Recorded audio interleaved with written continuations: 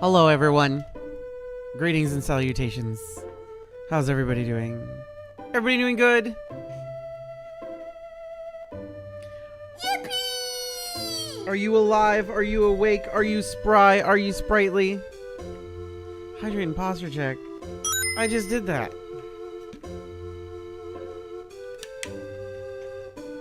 I'll do it again. Hell week, but we're getting through it. God. Like as soon as subathon ended, I died for one day and I came back and everything was on fire. I'm just like, what the fuck happened? I pre-did all this stuff. Why is everything on fire? You lost your apartment keys again, Rika?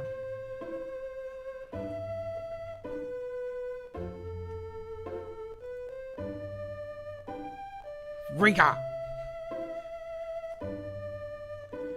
Glues keys to Rika's face. You'll never lose them again. You also may have problems unlocking your door now, but you'll never lose them again. Also 55 months, baby. 55 months! And the number go up, Maya. The number go up. We're at 703 out of 800. The number go up. I have no idea how much energy I have for stream today, so I'm setting the timer for 2 hours on Blue Sky. And if we go over, we go over. And if we hit 2 hours and I'm tired, then it's fine. People called off multiple days of work, so I had to do twice the workload several times this week. Bitch. I hope you're getting overtime. Or triple overtime. Also almost had to pay $100 for a new apartment key and a mailbox key, but do not have to. Yay. It's twice the work at the same time. Fuck that.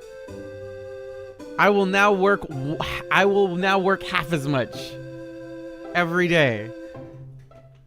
Cuz the anxiety makes me feel like I can't do it. So, hey, guess what? Everybody leveled up. And by everybody leveled up, I mean everybody's almost level 30. Why? Because, I needed to grind and do something else. And, like, turn my brain off. So everybody's almost level 30. The next couple areas might be easier now that I did that, but it's fine. That's fine. It's retail. There's, So the answer to what Kay is saying is yes. Technically. The answer is technically yes. It is technically true. Everybody needs to unionize. Everybody needs to unionize. Magic the Gathering Arena is trying to unionize. If you have not seen that post, by all means, please sign their petition to help them get, let me fucking link it. Sign their thing. It'll take you a few seconds. But help out the folks at Watsy's, Magic the Gathering Arena section so that they can unionize. You should do that. It'll take 2 seconds. And it's very good to help people do stuff.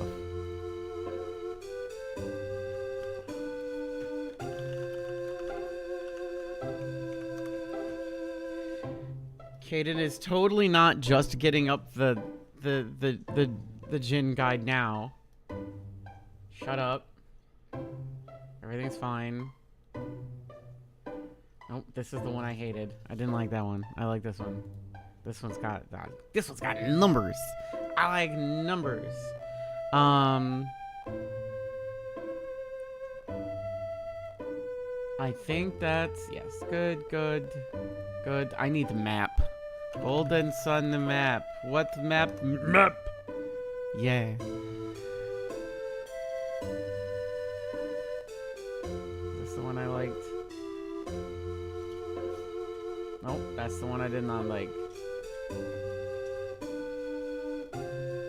this the one I liked?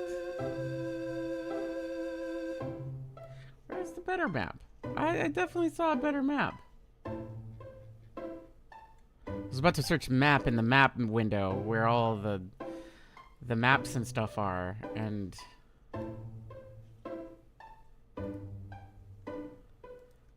yeah, probably a bad idea, right?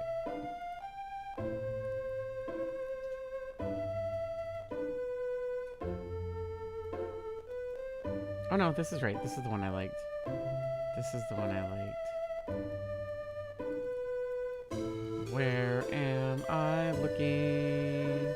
I should have done this earlier in the day, but that's fine. Okay. So we should have 3 Venus, 4 Mars, 4 Jupiter, and 5 Mercury. There's 3 1.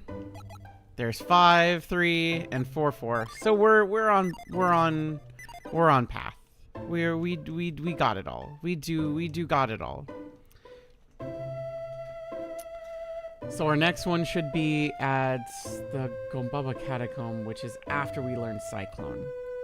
Which means we gotta go all the way back, all the way up, back, and do that again. But that's fine. So where are we? What are we doing? We need to get our ship.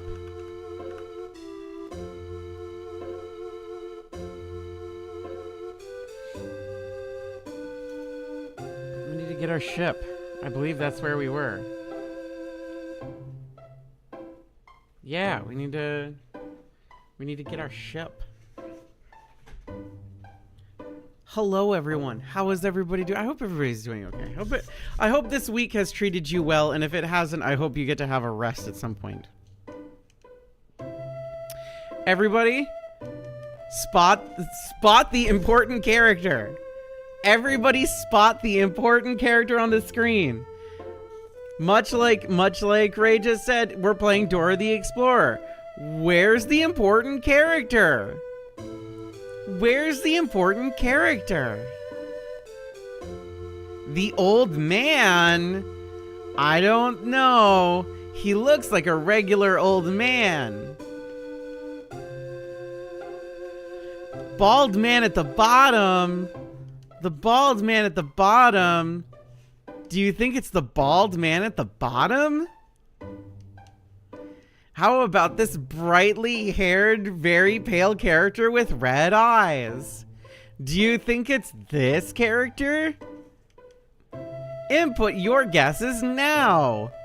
Is it 1 for old man, 2 for bald guy, or 3 for the character that's important? Enter now.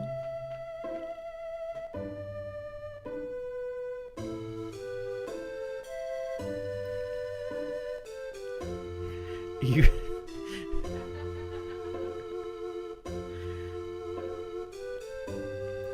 I like that. Listen. Let me tell you something. There is just something really like neuron activating in like the best way about going back and watching old Blue's Clues. Sometimes you just need to slow the fuck down. And going back and like watching old Blue's Clues, especially if it's got like the VHS like screen lines on it with like a little bit of audio crackle, it's gonna fucking put your brain in a spot. And you're just be like, oh, I don't need to rush. I don't need to do this. sometimes I can ask the same question 3 times and have it not be because my audio processing didn't come in. It's just for further clarification, because you know what? Where is that paw print? Where is that first clue? Where do we need to go on the map? Where do we need to do this? What?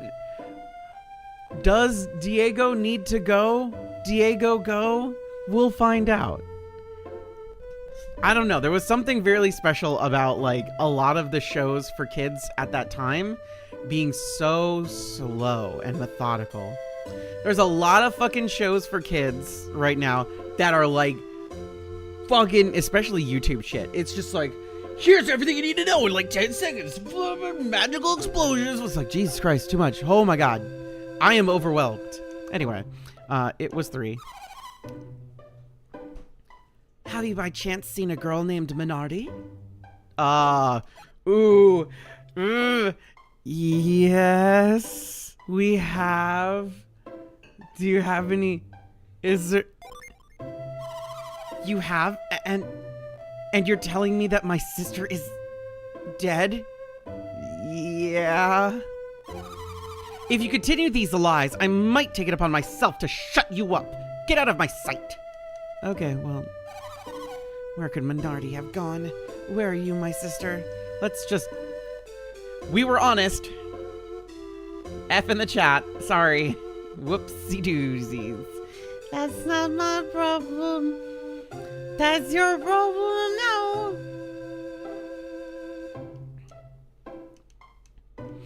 Okay, I think that's everything we need to do here. So let's boogie.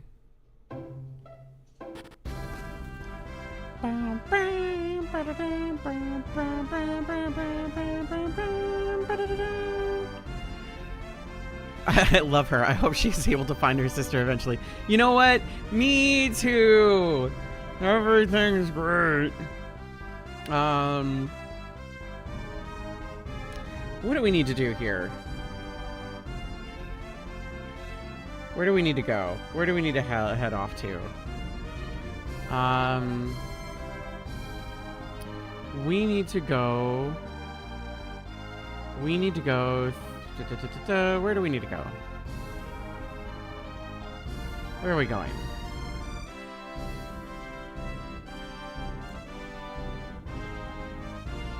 We need to go to... Do we need to go back to through the Kabobble Mountains?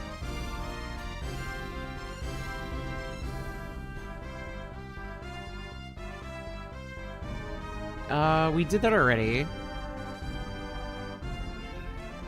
We need to go... Let's see. We need to go to the Gondwan Cliffs. Blah, blah, blah.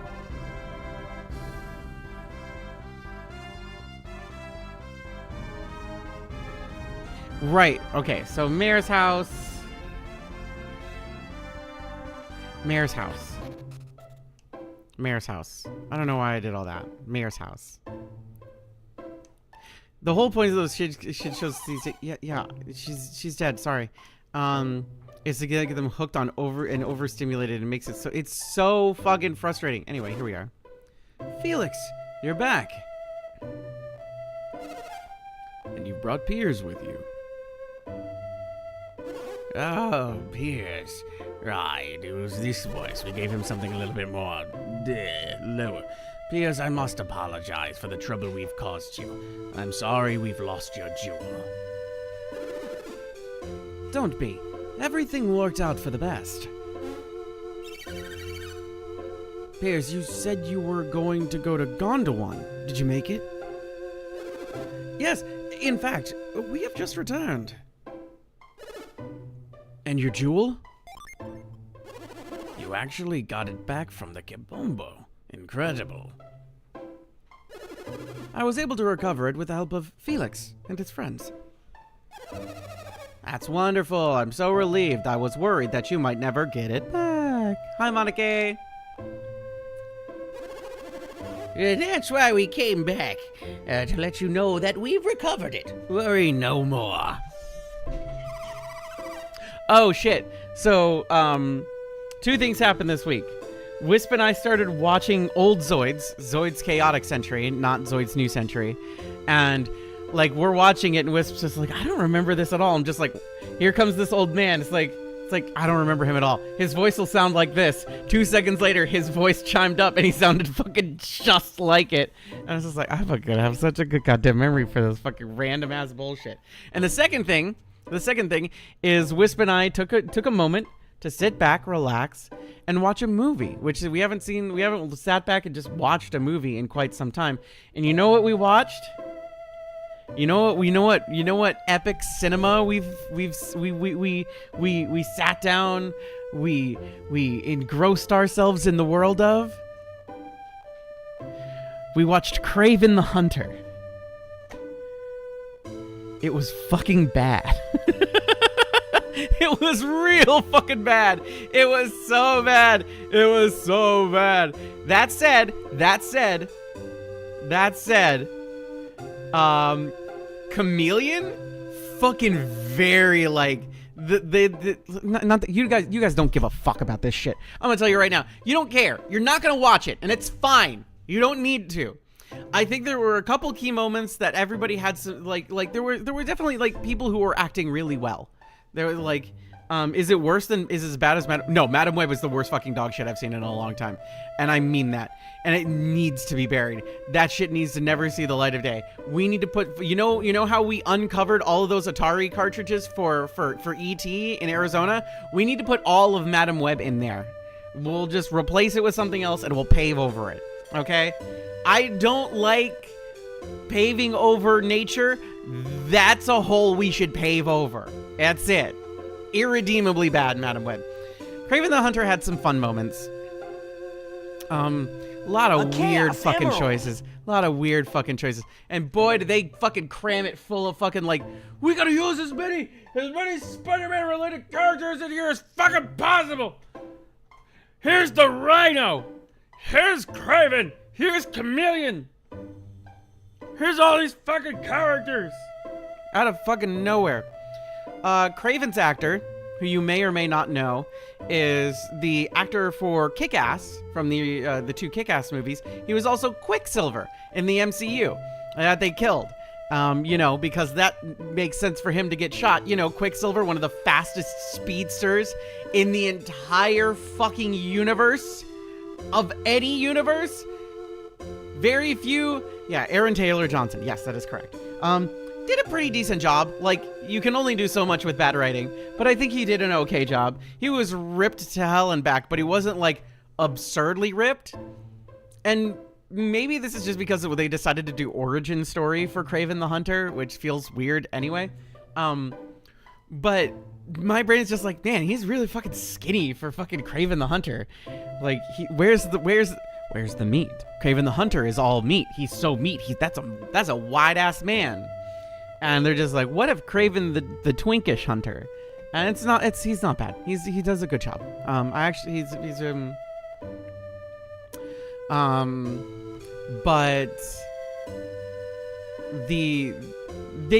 they have, so this is comic book bullshit that nobody fucking knows about or cares. I kept wondering why, like, Kraven had a brother, and I'm just like, Kraven doesn't have a fucking brother. Kraven doesn't have a brother. Kraven has other siblings and everything like that. I'm like, oh, but he has a half-brother.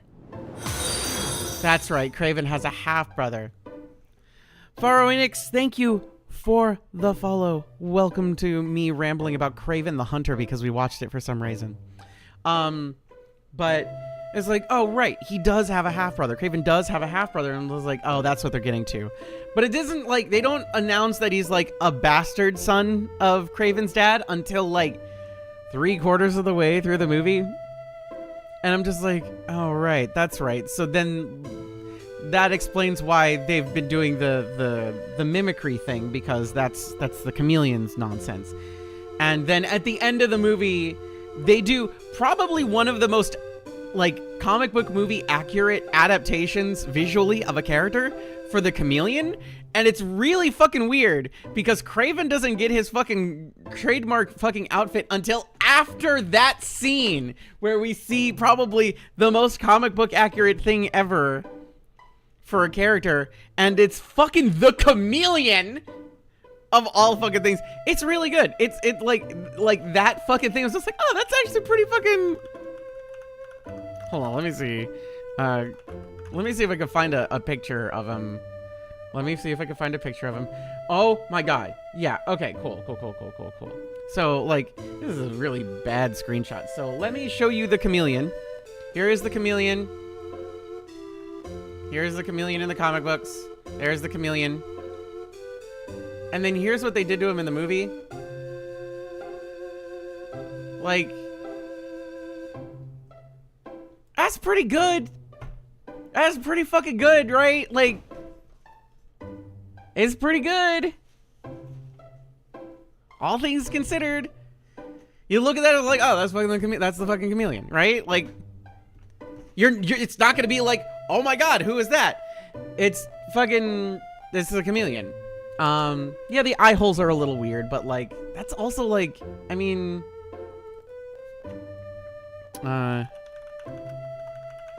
like, this is what he looked like in the animated series too. Like, here's animated series chameleon for the trifecta. He also had the fucking, like, I mean, like, look at that. That's pretty fucking good. You see what I mean? Like, you look at that and like, it's not gonna be a fucking mistake. So it's like, yeah, that's the fucking chameleon. It's pretty good. Like, all in all, like, movie was bad, but like, oh hey, look, the chameleon. I don't know what chameleon fans are out there being just like, yes, and then you cream your jeans for the chameleon. But like, you know, if you happen to be a big chameleon fan, bam, I got the movie for you, or like the 5-second shot for you, because it's right at the end. Anyway, it was bad. It was really bad. I had a good time though. We had a good time watching it. I like the important part is the movie was bad. Wisp and I had a fun time watching it. Not because it was good, but because it was bad, and because like we were pointing out weird things and everything like that. It's fun. It's, you know, a bad movie can be fun, but a boring movie is boring forever. Quote Shigeru Miyamoto, I guess. A bad movie can be fun at any time, but a boring movie is boring forever. Everyone loves weird things. It was a crack fic. It kind of was. Thank you, Brittlebees, for the resub. And everybody does like weird things. Weird things are fun. Weird things are good. I mean, I showed everybody one of my favorite bad movies. Everybody liked Sgt. Pepper's Lonely Hearts Club Band, right? Everybody had fun watching that, right? It's one of my favorite dog shit garbage movies ever. It's awful, and I love it. It's fun. Bad things can be fun. There's nothing wrong with something being bad. There's wrong with being boring. Okay? There's a lot wrong with being boring. Boring is bad. Don't be boring. You know what? It's so fun. Going to a film festival next week, and I'm kind of looking forward to more to the terrible looking movies than the good ones. You listen. There is a constant saying that you will learn more about something from it being bad than watching a good thing. I'll show you what the Chaos Emeralds can really do. 90% of people who see a good thing are like, yeah, that was amazing, and they're not able to articulate why it's good. But somehow everybody becomes a fucking wordsmith when something is terrible. You're like, your brain just unlocks the truth thesaurus inside of your mind, and you're just like, I am one with the universe, so that I may tell everyone what terrible shit I just watched on Tubi. And it's like, okay, yeah, but like, fucking, is it fun? If it's bad and fun, then it's fun, and it's worth something. It's boring, it's boring. Listen, I like bad things. Bad things can be enjoyable. Boring shit is boring. I hate boring. Boring sucks. Boring is the true awful. It's true. I hated the camera work in Elysium. I had so much to say on that, and I know nothing about cameras. Elysium was supposed to be the Halo movie, and then shit got complicated. Yeah. Think about it for 2 seconds. The rich people are living on a giant fucking halo orbiting the planet.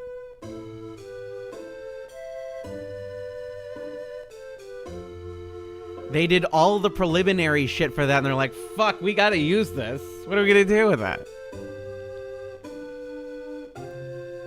Anyway, also, building a ring world fucking makes no logical sense. Anyway, if you've already recovered your jewel, why don't you stay here for a little bit longer? Unfortunately, we can't. Hey, have you seen the girl out front? We must go to the island that is my home. Pierce, are you sure? Are you like, for real?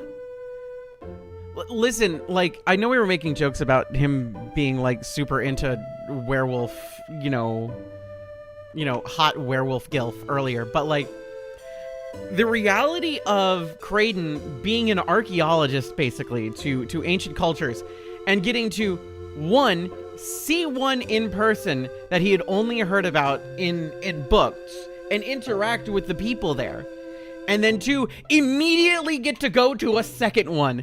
This dude is riding fucking high. After what we've been through, I feel like I've learned a few things. Like what? Like the fact that you truly are good people.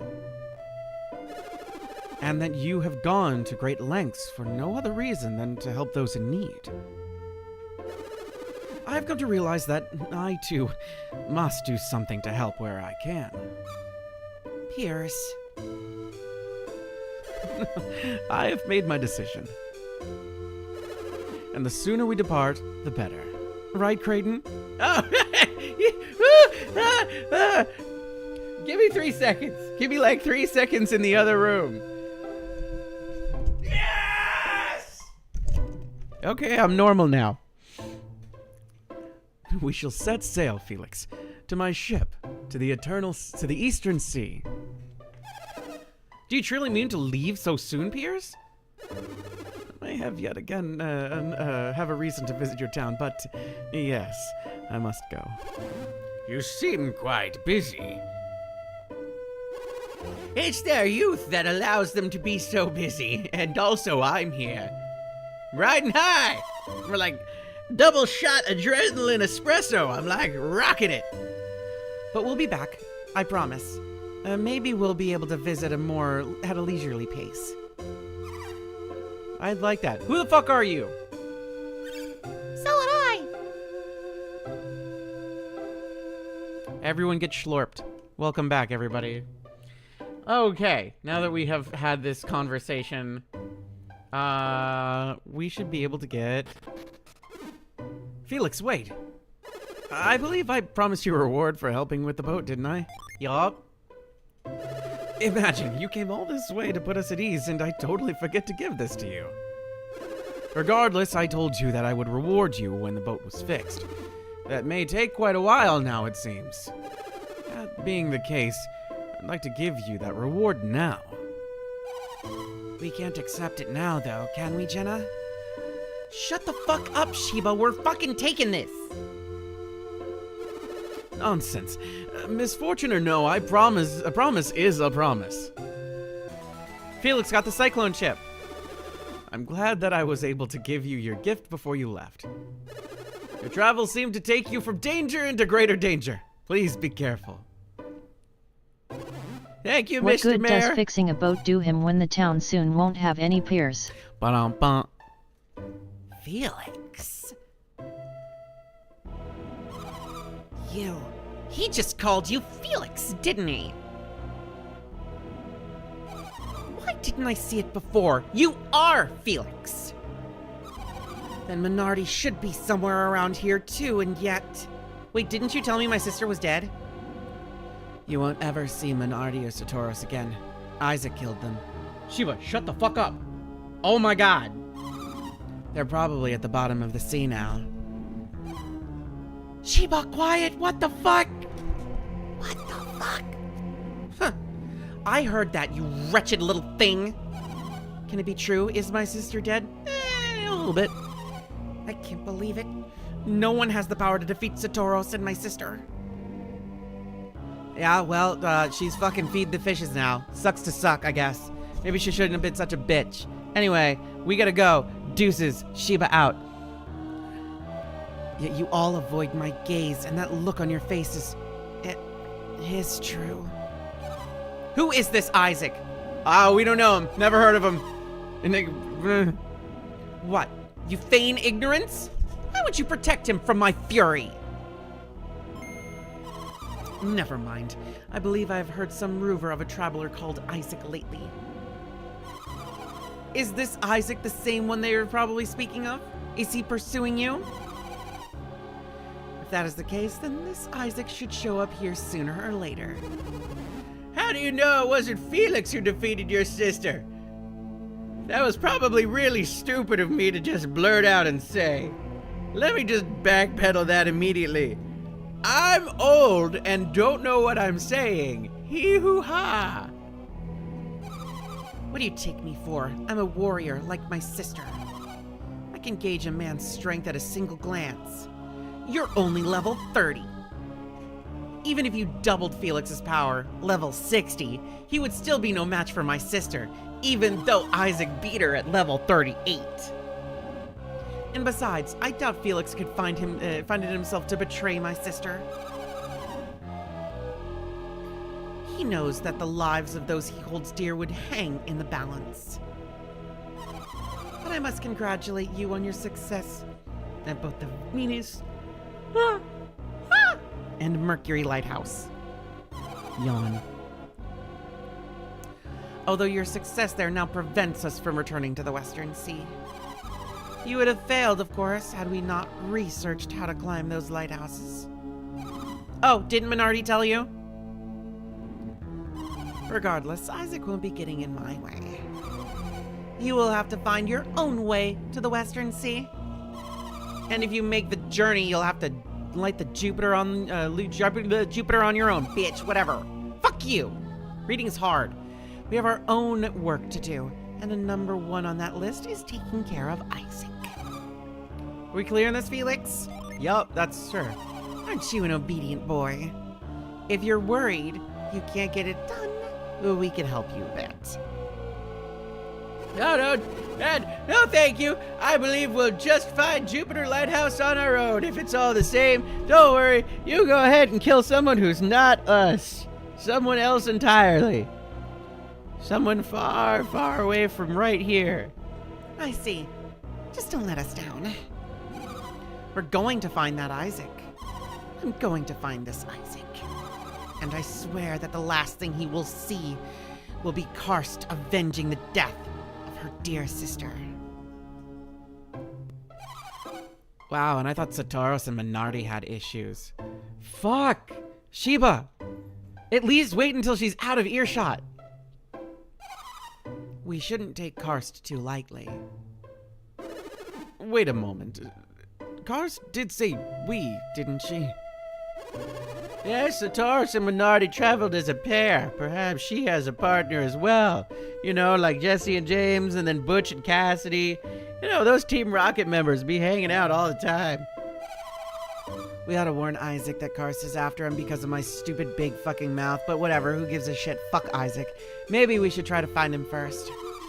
Believe me, I'd love to see Isaac again, but we just don't have time to look for him. Plus, even if we did find them, I think there's a good chance we'd end up finding them. Why? What are we trying to achieve? What we are trying to achieve, they are trying to prevent. And they will fight to stop us. But, Jenna, aren't you and Isaac an item? Couldn't you, do something with your feminine wiles? I am 16. Isaac is 16. We are teenagers. Yeah, like, go to first base with him. Hold his hand. That's first base, right? An item? No, I mean, it's not like that. Not really. Do you like the blush that they give her by just tinting her entire sprite slightly red? First base is eye contact. Jesus Christ. Stupid Sheba. Well, yeah, for now, we should just press onward toward Jupiter Lighthouse like we planned. But what about Garrett and the others? Don't you mean Isaac? Sheba, shut the fuck. You and I are enemies now. Ahem. Are you ready to listen yet? Or are we just gonna bicker? Alright, cool. Old man about to achieve his lifelong dream here. Does this world have duct tape? No. We have magical goo. We can glue it together. They were strong enough to defeat Satoros and Minardi. They won't be beaten so easily. We should continue on ahead, just as Satoros and Minardi would have. Okay, Jenna? Sheba? Piers, are you ready? Then we should all schlorp into our Felix. Everyone get schlorped. Yippee! Okay, now we have to backtrack.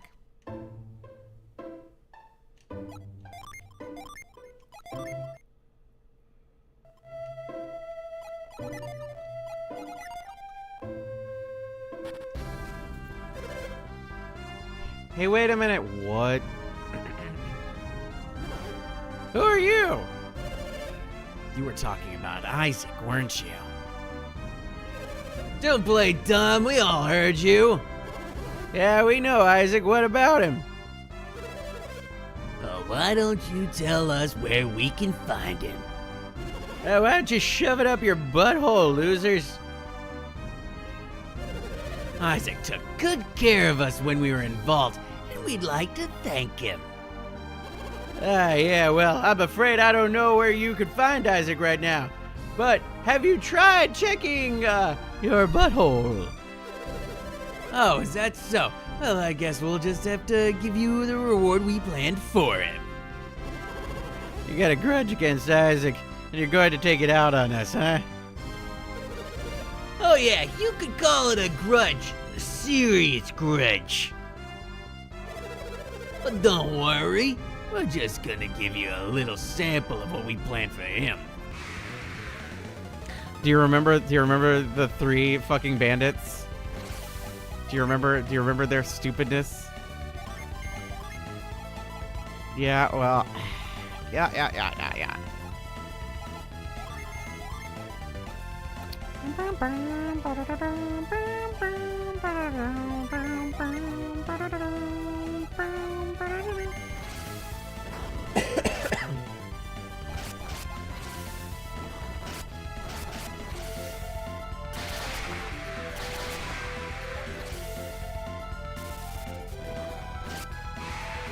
Oh, wow. They sure were hard. We lost again. So, boss, you think maybe this was a mistake going after these guys? This means we're going to jail again, doesn't it? Oh, why do we have to go back to jail? I hate it there. It's not like we really hurt anyone after all we lost. Yeah, it's not like we stole anything this time. We're not going to have to go to jail, are we? You're thieves! If we asked around, we could probably fucking put you in jail for 1,000 million years! Are you guys like wandering sheriffs or something? Yep. Because we could be really useful to you if you are. We know all sorts of criminal elements. You can't honestly believe we would just let you join us. Hey, come on, we haven't done anything wrong, really. Not yet, anyway. Yeah, we didn't have enough time to do anything bad before we ran into you guys. Bruh, shut the fuck up. Yeah, so give us a break. So, bye. See you later.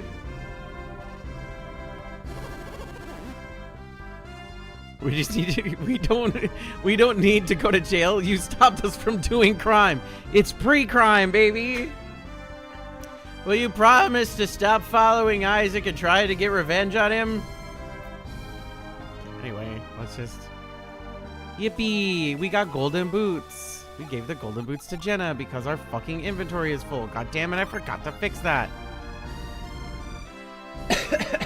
I'm actually gonna equip those to Jenna. Let's go back into the town because I need to go and fucking sell stuff because This looks full of garbage. sell the bramble seeds, sell the sleep bombs.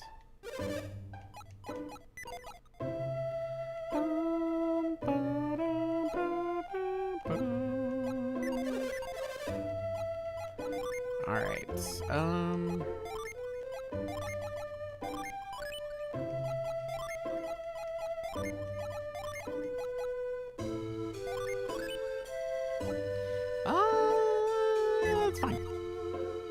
Okay, now we can go.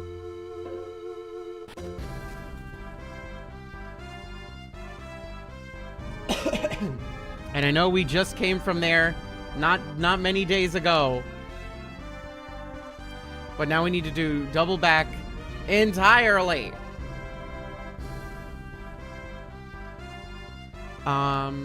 We need to do a couple things, honestly.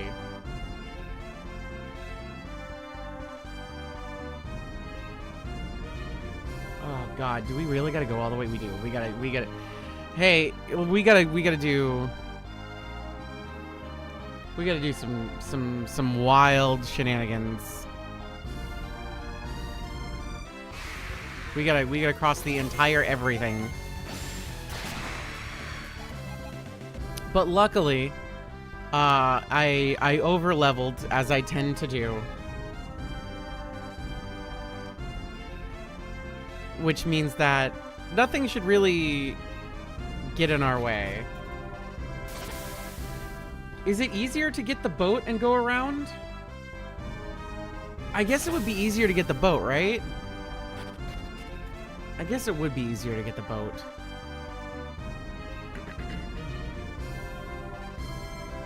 Yeah, let's get the boat. It's, Deccan Plateau. Where the hell is Deccan Plateau? Deccan Plateau. Bum, bum, bum, ba-da-dum. Ah, I remember now. Okay, that's fine. We're where we need to be.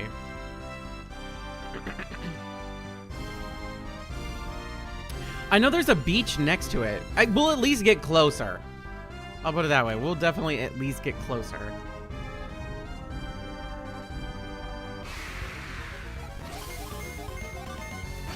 We'll get significantly closer.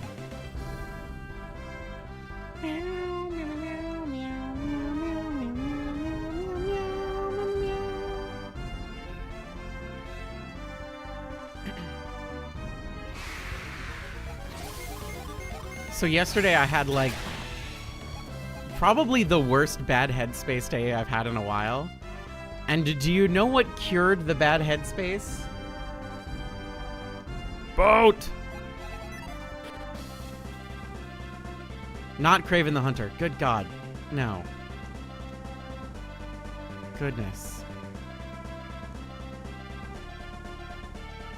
Though close, ironically enough, fairly close. No, not Whisper Kofi. Those are permanent goods. Those are forever goods. It was listening to the Spectacular Spider-Man theme on repeat for about an hour and 45 minutes.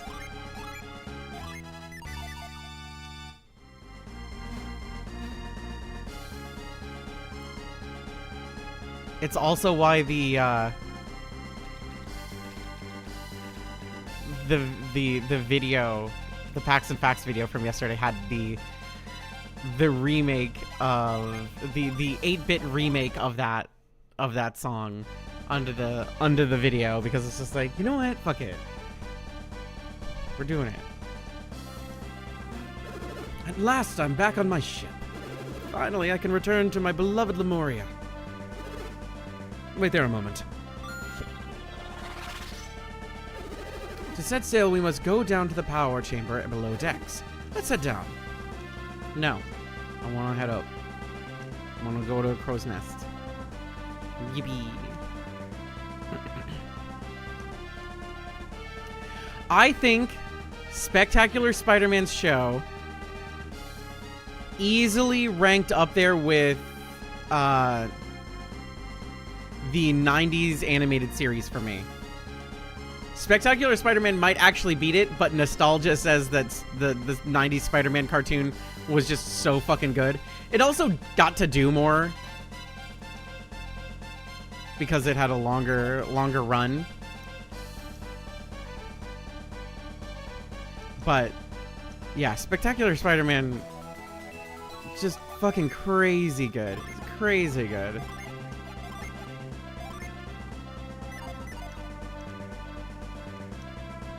Also, like, the 90s run for Spider-Man had, like, some of my favorite characters in it. Yippee! Hi, Ghost.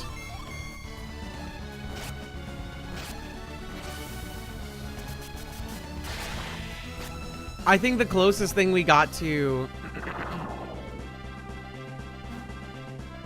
I think the closest thing we'll actually get to that being a thing is the new Spider-Man show that they did.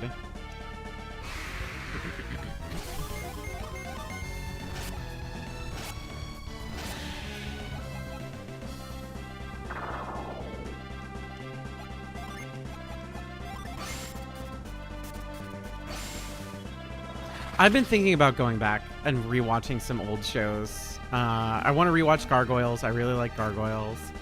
I wanna rewatch Spider-Man the animated series.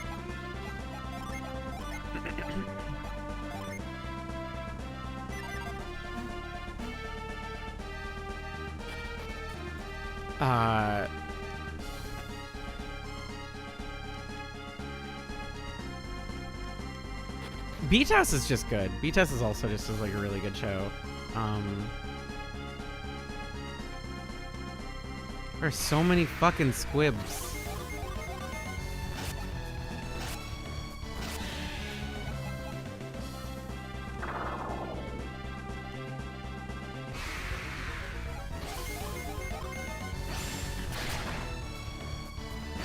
See, this is why we level up.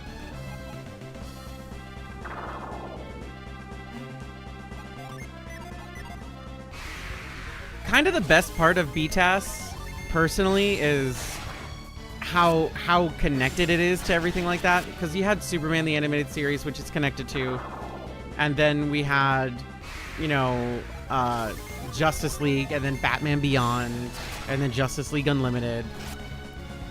It was all very connected. Static Shock, you know, it was, no, not technically, full on,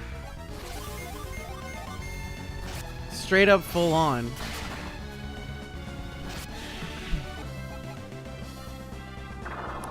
Because, like, we see old Static.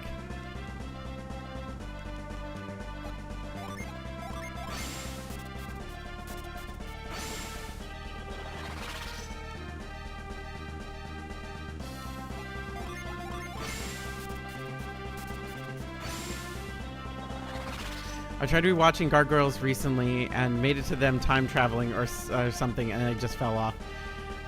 Once you get to the last season, it becomes a little rough. Nope, my butt is in the wrong position. Static Shock fucking rules. The fact that we haven't gotten more Static Shock as, like, the show is kind of crazy, right?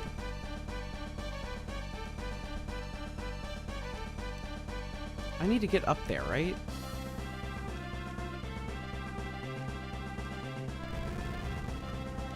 I need to get over there first.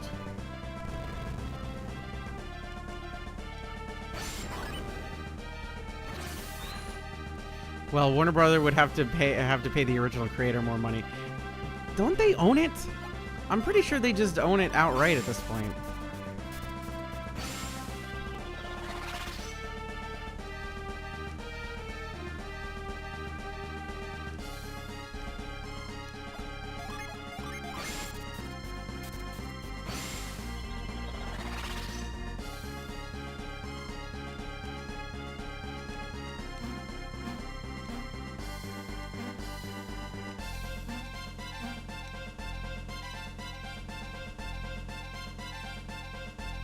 Huh.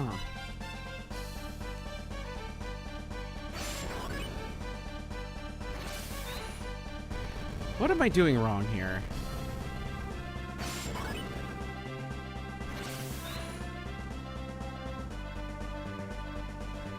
Yeah, Dwayne McDuffie. I want to be. I want to be where you are. I want to go where the people are.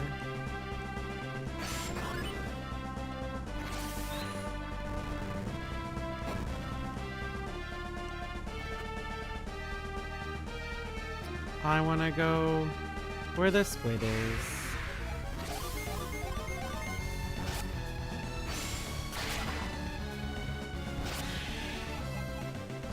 Up where they walk, up where they run, up where they spend all day in the sun. Yeah, exactly.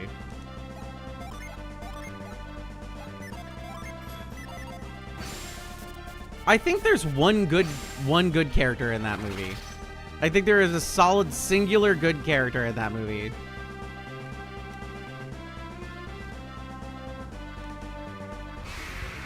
It's very obvious who the best character in The Little Mermaid is. Yeah, it's fucking Ursula. Hands down. Ursula's the best fucking character in the entire movie. It's not even close.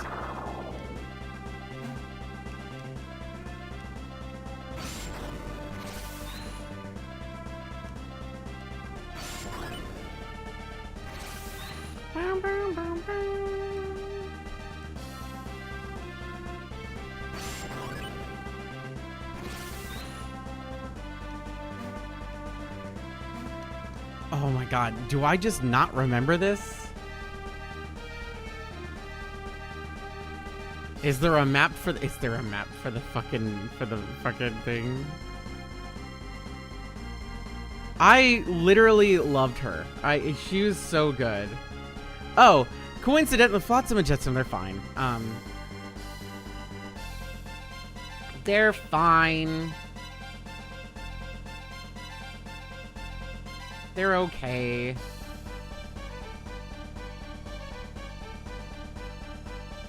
They're alright. But, fun fact, the voice of Prince whatever the fuck from that movie, I don't remember. I'm sorry, I'm not going to remember his name. I don't care. I don't care about what his name is, and I don't think anybody does. That's Spider-Man. From Spider-Man the Animated Series. Same guy.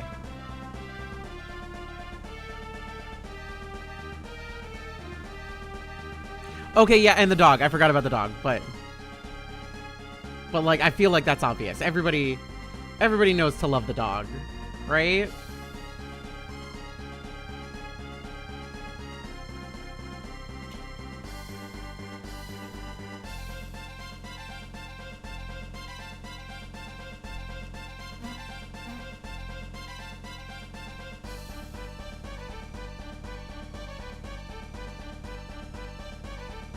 Okay. How do I get to these aqua jellies? Oh, I can go the other way. Well, I mean, I might as well just freeze this while I'm here.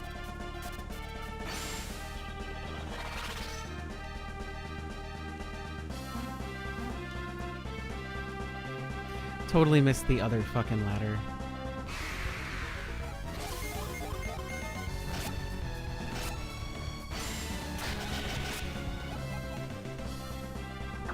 Yeah, now that I'm thinking of it, like, how many Disney movies did I really like, and how many of them are just like, yippee, the villain is cool? Like, I really liked The Lion King. I really liked The Lion King. The Lion King was really, really cool. But, like, I don't think I really liked The Little Mermaid. And I don't know if I really liked Beauty and the Beast. I think I just liked Gaston's song. You know?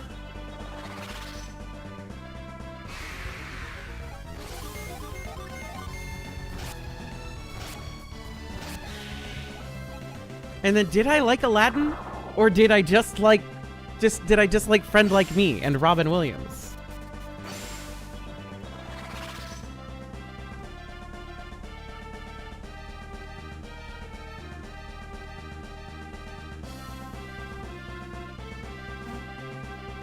Yeah, Wanting to Be Human is boring as fuck. Ariel was dumb. Her daughter was way smarter than her. Same thing with Beast. I need to be a human again. Why? You look way... Literally, everybody knows about that post, right? The post of disappointment. The post that's just like the face she makes when he turns back. When he turns back into a human, and she's just like, oh. Oh, okay. That's okay.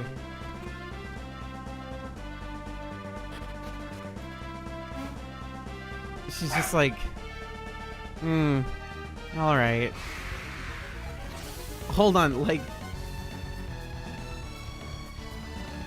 B-A-U-D is a beast.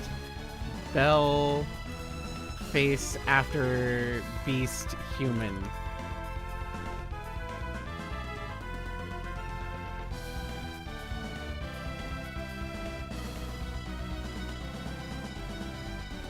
Yeah, here it is. Here, yeah, there's the face. Here it is. He transforms into a human and she's just like,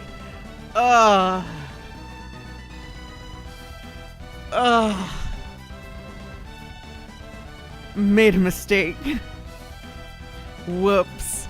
This is why Shrek was better. They both ended up as ogres, which is obviously the superior way to do it. That's the, well, at least he's rich. Face. God, it's just such a like,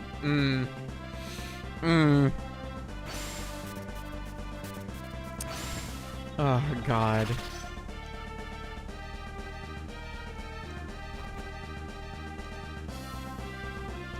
Oh, there's a clip command. If you do exclamation point clip, it just automatically clips things. Should I ever be reminding people of that? I should be reminding people of that. Oh, look, it's a giant one. Hi, Aqua Hydra.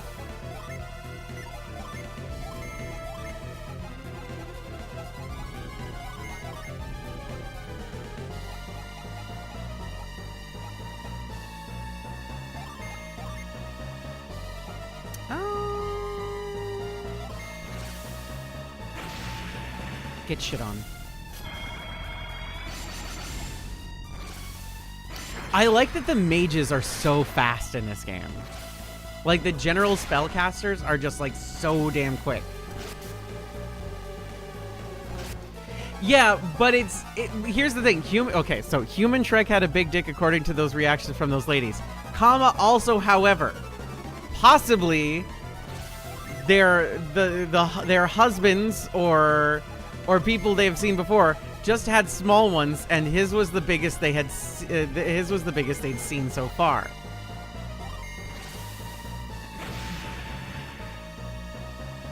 Size is relative.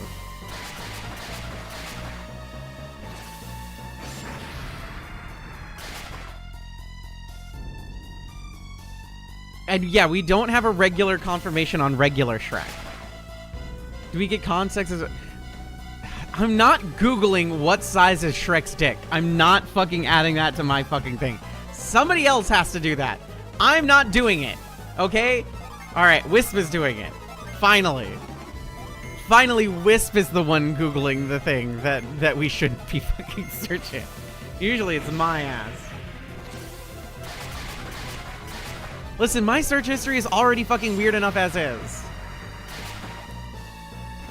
You need to put canonically. You need to add the word canonically into the fucking phrase. Because fan art can make it smaller or exaggerate. We want as close to real as possible.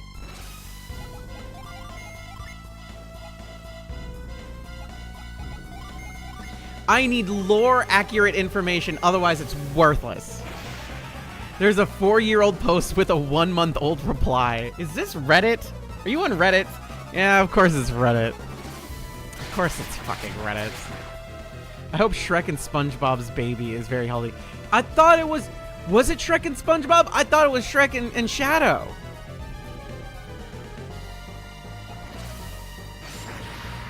The Luigi's Bulge from the Mario Tennis promotional material? I do remember that.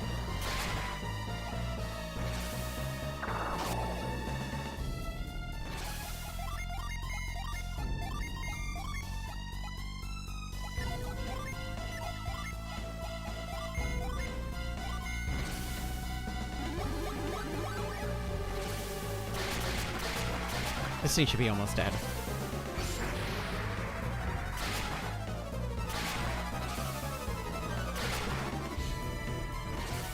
The calculation shows that the size of Shrek's penis is around a disappointing 8.7 inches, however. Thanks, Reddit. I mean, again, size is relative. Shrek is a big dude, and we don't know what size ogre junk usually is.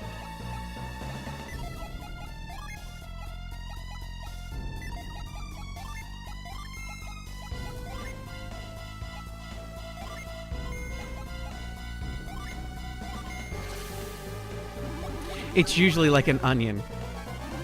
It's just the size of a bag of onions. How tall is Shrek? Okay, that's the next point. How tall is Shrek?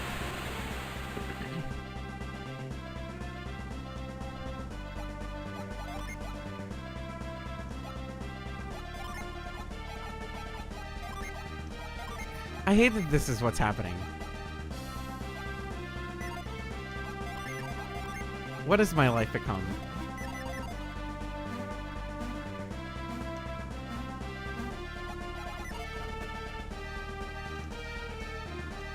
Seven feet? Is that canonical? Is that actual?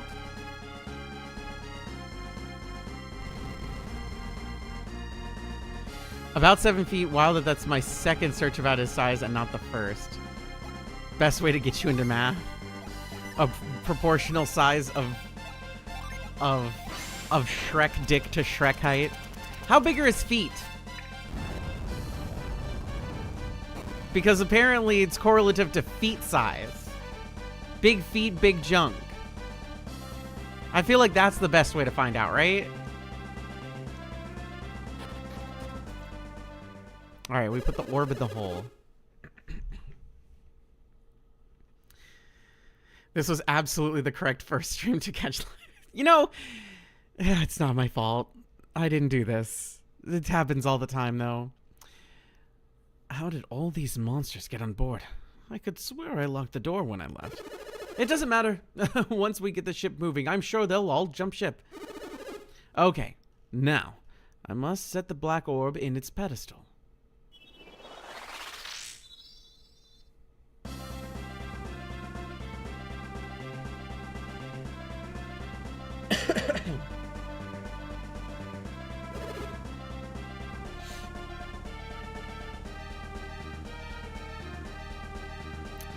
Take the tiller, Felix. I hope you'll hope to reach Lemuria. You'll have to learn a few things about handling a ship. I think we ought to sail the Eastern Sea until you get the hang of it. Kdin, shouldn't we be heading straight for Lemuria?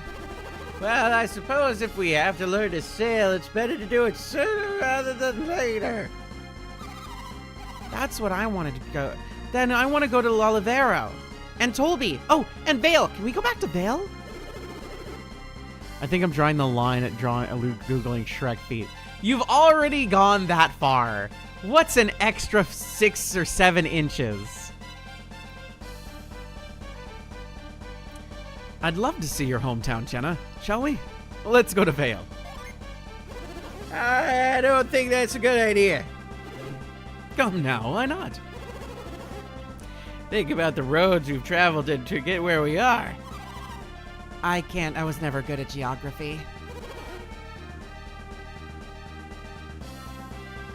Then allow me to explain. The coastline of Angara, the continent in which Vale lies, is surrounded by rocky cliffs. Oh, you don't think Beers' boat can land there? As for Gondwan, I would guess the people from Lalivero are looking for us. He's right. Satoros and Minardi went a little wild in Lalivero, and you were all with them. Oh, but Shiba can explain the situation for us. Ferran and the Laliverans would understand, I'm sure. And then they'd make me stay in Lalivero. Would you just leave me there, Felix? Okay, yeah, maybe that wouldn't be such a good idea after all. Then it's decided. You're all fucking stupid. Kdin gets to pick. The sea is vast. We can go wherever we please. So let's explore a bit, Felix. That's a great idea. We've already met werewolves and discovered new synergy. I'm sure there's even more out there waiting for us to find. Wow, this is going to be great! The seas can be quite dangerous. It won't be my fault if something happens, Kdin. To the open sea! Okay, to the open sea. We should save. Okay. Now we gotta take the long boat trip around from where we are all the way to the beach on the top part of the doodly doot. We gotta just sail around this way, not through there, going around, wrong beach, don't care. Gonna keep going, keep going. Yeah, just some nonsense to keep us away from going. It does make sense though. Like all those things were good. You want to sat nav with that voice? Keep going, keep going. It's just, you want me to tell you something? Again, it's just a pitched down SpongeBob. Keep going, keep going, keep going, keep going. It's the same thing. It's the exact same thing. It's just pitched down slightly. And you're good.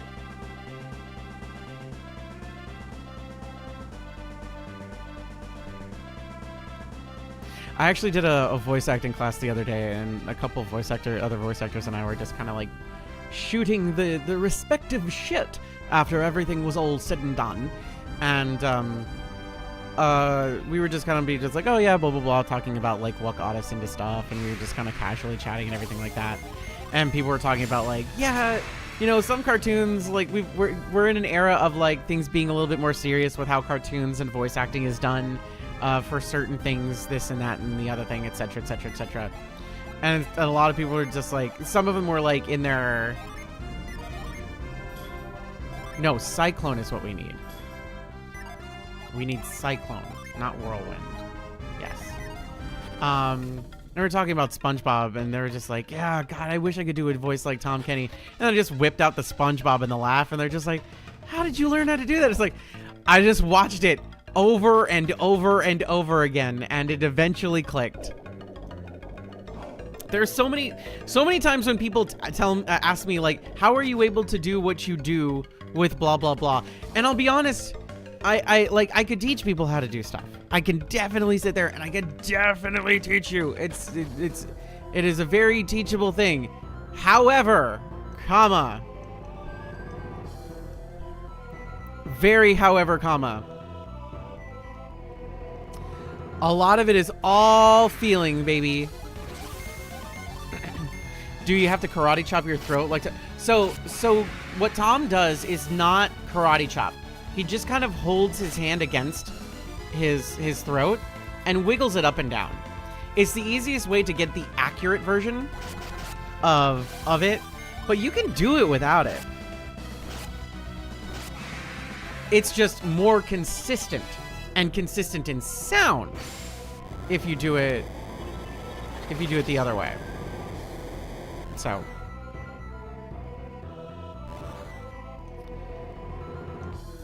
it's more or less like you could do it and you could do it just fine, and pretty much your average person will not notice a difference. But your diehard fans and other actors and directors and everything like that will know the difference.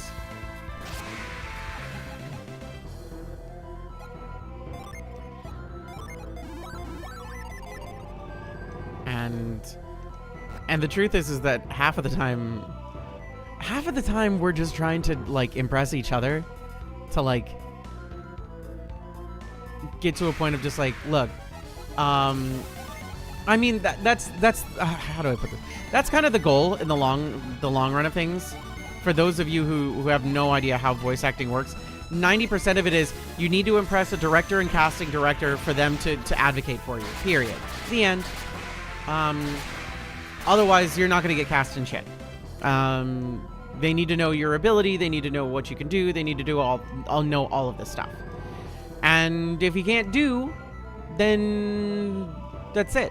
And 9 times out of 10, what usually happens is a lot of casting directors and everything like that will go with people that they know and have worked with, because otherwise it's, you know, it's likely that they're just, it's not that they don't want to take a chance on new people, it's that they don't necessarily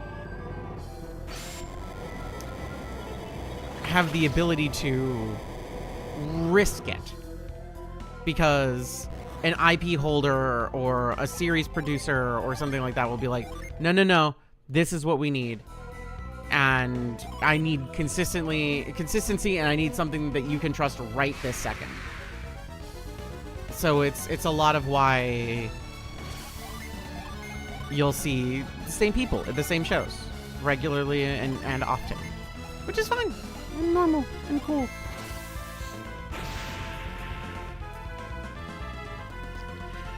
I have not sure enough big enough resume to say as a casting director, yes, but as a casting director, yes. The thing is that, like, I've done casting directing stuff before. Some of you know, some of you don't. I did a casting thing for an anime, and my first choices for a lot of stuff, the ones that I absolutely advocated for, were often not the ones chosen by IP holder and everything like that.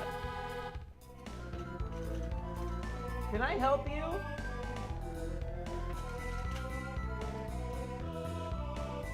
Hello, Pam. Which is fine, but it is also one of those things that, like, the casting director will be at odds, and you just kind of need to fucking deal with it. Like, I don't know what else to tell you. Like, the casting director can absolutely advocate for you a million billion times over. But if the IP holder and the person who's in charge of everything says no, then the answer is nah. It's not your fault. It's not the casting director's fault. It's often not the director's fault. It's just how things go. And you gotta just, like, let that roll off your back.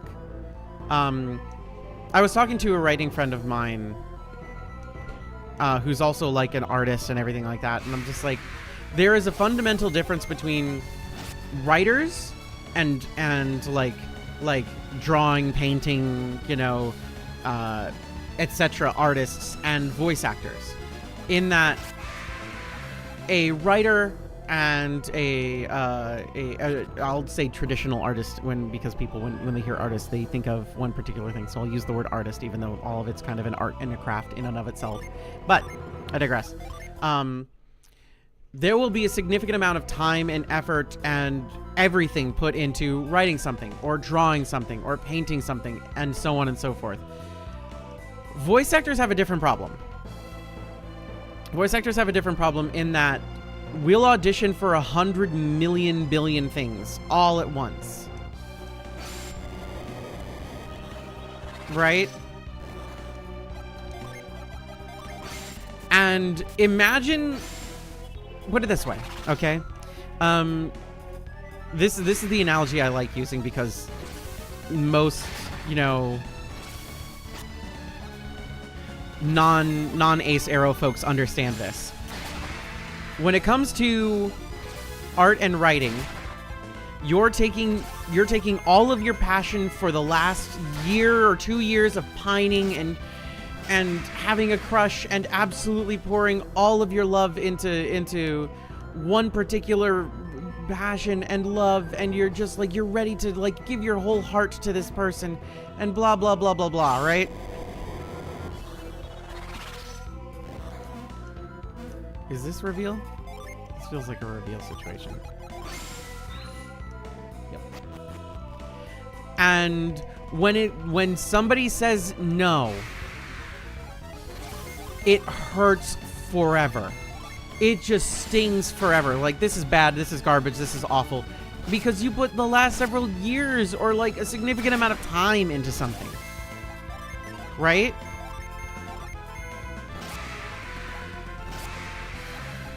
Voice actors, I'm told I'm dog shit or not good enough or not the right person or blah, blah, blah. Every 3 seconds. Every 3 seconds, somebody says like, not you. No, not you. No, nah, gross, wrong. You didn't do it right. Incorrect. Not what I was thinking. Blah, blah, blah, blah, blah. And you just gotta fucking live with it. That's it. You gotta deal with that forever.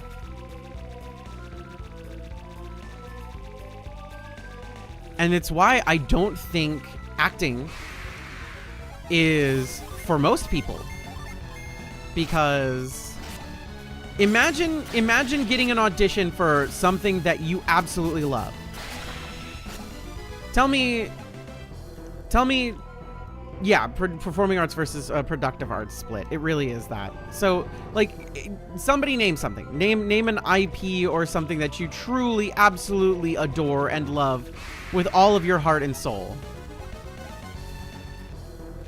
Let me give you something. Because I don't want to name anything. I don't want to name anything myself. You got to give it to me.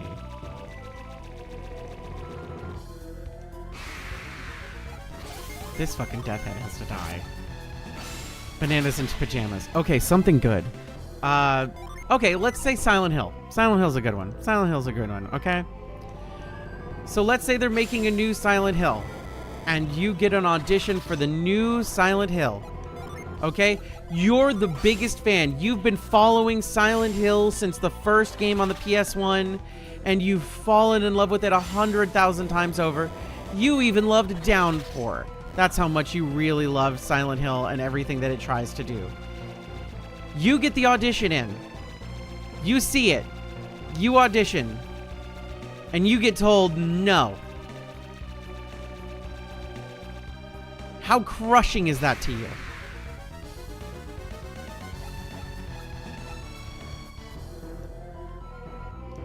It's probably devastating. It probably hurts. And then other people are just like, I'm in the new Silent Hill, and I got cast, blah, blah, blah. I've never really played horror games before, but I got to truly experience the world of Silent Hill firsthand for the first time by being in it. And you're sitting there fucking pissed off, and it angers you, and you're just like, they didn't even care. They just auditioned because they could. And the answer is, you gotta fucking live with that. You gotta live with that forever, and you gotta get over it, and you gotta get over it yesterday. If your success rate at booking things is 0.5%, you're in the top percentage of booking anything ever. 0.5% is top tier with booking. For most people. Now, of course, there are fucking outliers, of course. Hello, giant mandrake. Mad plant, excuse me.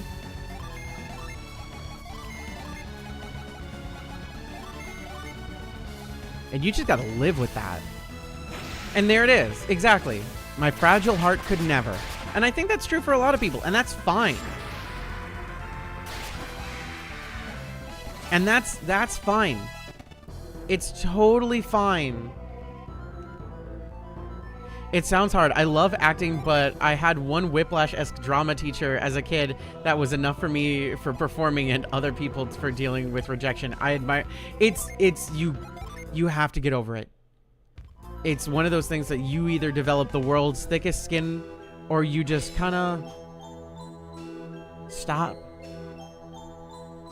By reaching this place, you have proven your power. By rights, Akafubu should bear this power.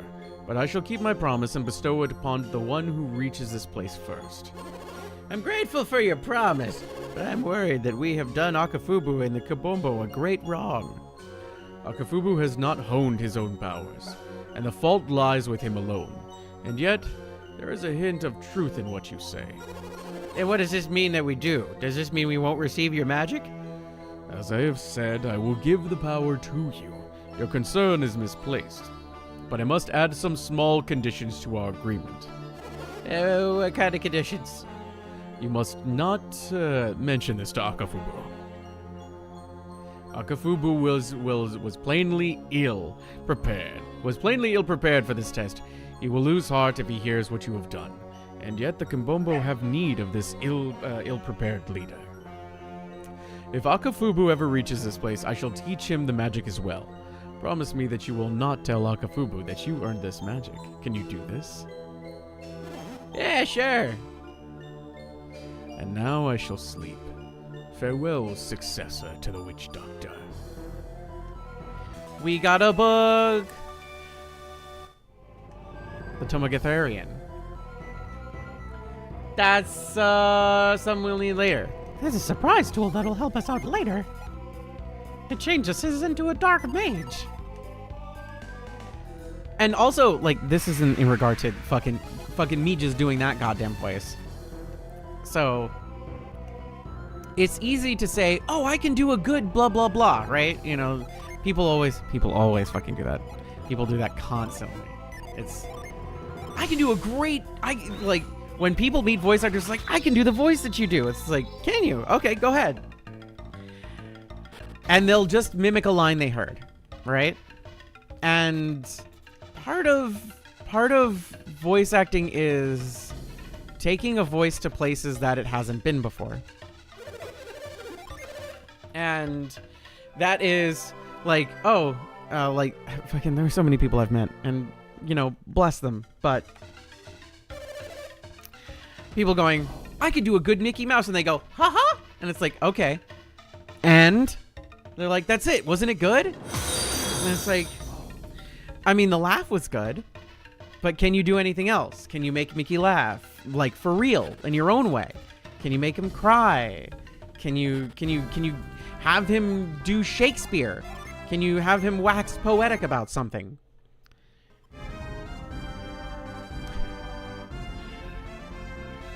Thank you, Angel, for the follow, by the way. Can Mickey try to sell me a fake Rolex? Exactly. I can do a spot on Peter the Horses here and not a word more. Seeing this shit voice actors go through on regular, especially the stuff they have to deal with online. There is definitely the folks who get to have the best of it, and then there's a lot of the rest of us which have the worst of it. And those of us who have the worst of it don't begrudge the people who have the best of it, because the people who have the best of it likely were a part of the people who had the worst of it, and they just got lucky and got out of the cycle.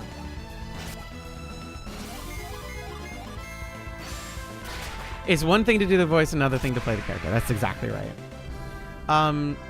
And part of it is, like, you gotta be able to, like, control those emotions. Like, fully. Like, and I mean it. Like, you gotta keep that shit in check. You gotta be able to cry. You gotta be able to get angry. You gotta be able to, you know, laugh and everything like that. And you gotta be able to do it now. You gotta do it all. And the thing is, and then you have to leave. And then you have to be done.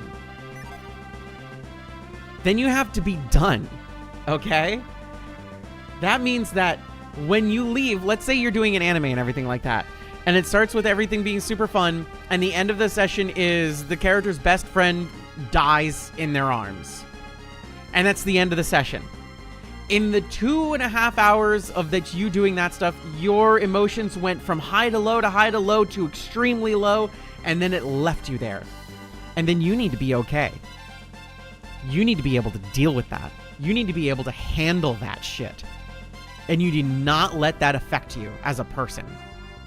And a lot of people, a lot of actors can't do that. And they have to, you know, it's why there's two there's two things that actors have a budget for. One is classes. No matter how far you've been into voice acting, you will always be taking classes because there's always something to learn. And the second thing is fucking therapy. Straight up. You need to be able to be okay. Everybody say hi to the dog. Hello, dog. I've joked with a few voice actors about us sitting and staring at a wall after a recording session. I feel bad when I put an actor through hell and they're just like, I got 2 more after this. It's normal. That's it. You just gotta get okay with that. You just gotta be okay with that.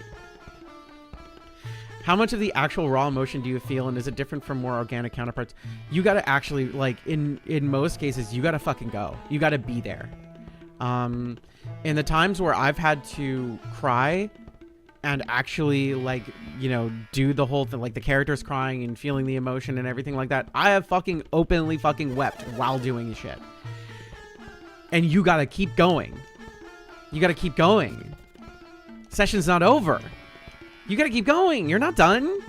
It's not done. You're not done. What, are you out of your mind? We still have so much left to do. How much of it is real? It's all real. It's all real. It's always real. One way or another, it's always real. You know, even if it's acting, it's still real. This is about the Jamba Juice commercial, isn't it? It is. It's about me crying during the Jamba Juice commercial. Arf, arf.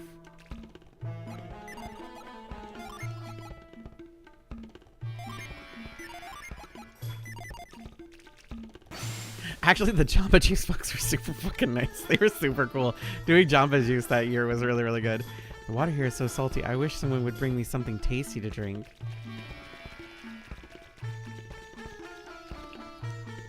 But yeah, no. People always, the other thing that people always ask is like, oh, well, what's a character? What's a thing Get that you? that dog some Jamba Juice. We need to get the dog some Jamba Juice. We do. We need to get the dog Jamba Juice. But people will always ask the voice actors the same questions. It's like, hey, what's your favorite role? And it's like, I don't know. I've played a lot of things and they're really fun, and I've met amazing people and amazing directors. I don't think I could say I've had a bad voice acting experience. Most of the time, it's just like, you know, nervousness before or after or all this stuff because you're worried about when it comes out and everything like that. But like, you know, I learned that the writer for Pacific Drive, I voiced their favorite character in the DLC. And I didn't learn that until afterwards. Had I known that in the session, I would have been way more nervous. But it's also just like, you know, you gotta, I don't know. It's you enjoy the things you enjoy, and you continue on. And people are just like, all right, well, what was the worst one? It's like, well, there's no worst role. There might have been a really rough session, but it's not necessarily anybody or even your own fault. It's like sometimes it's just rough. Like I didn't get sleep the day before and it was really rough. But then like the director pulled me out of that like funk or everything, and then, you know, or like I told them what was going on and they allowed me to reschedule and all that stuff. It's like, that's great. All that's awesome. We need to go to Taupo Swamp, which is all the way south. So we need to go around. So I don't know. When I did Unicorn Overlord, I gushed to the folks from Vanillaware and Sega who were there at the time, where I was just like, listen, y'all don't understand how much I truly do love the stuff that Vanillaware has made. I loved Odin Sphere. I loved Muramasa the Demon Blade. I loved everything that you guys put out, and like, we're here. Okay, cool. And like, it's really cool that I'm here doing this with y'all right now. It's really, I really appreciate it, and I appreciate you putting me in this. It really did mean a lot. And then it was over. As fast as it started is as fast as it ended. And that's it.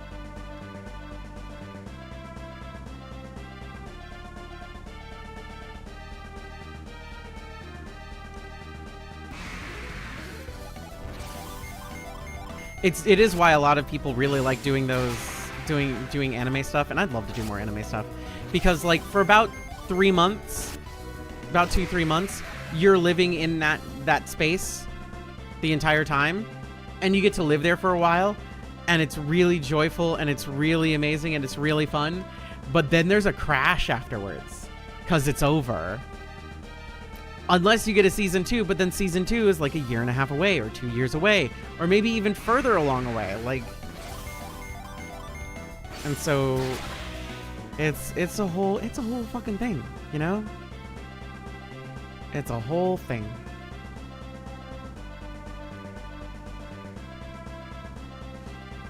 All right, this isn't the right one, but this is.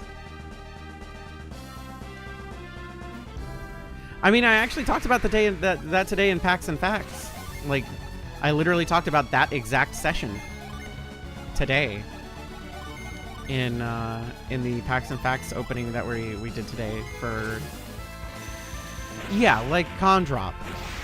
And you got to be able to handle that. That's why it's just like, there's 2 buckets. There's the bucket for more classes and you know, getting your face out there and letting people know who you are and what you do. And then there's the therapy bucket. Can we go there from here? No. We have to go there from we could go up and around. That's fine. Crossroads Pony, thank you for the raid. Welcome, welcome, welcome, raiders. We're just chilling with some Golden Sun. We're chilling. We're talking about voice acting. We're hanging out. Crossroads Pony, what were you all up to? What were you doing?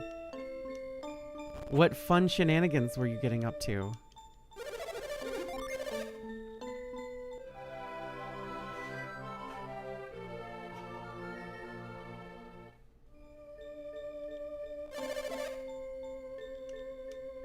BioShock 2? Fuck, BioShock 2 is so good. I still say to this day, Minerva's Den is probably one of the best DLCs ever written.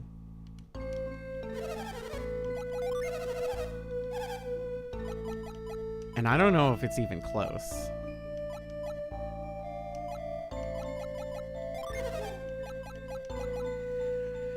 Interesting. The Frost one does more for you.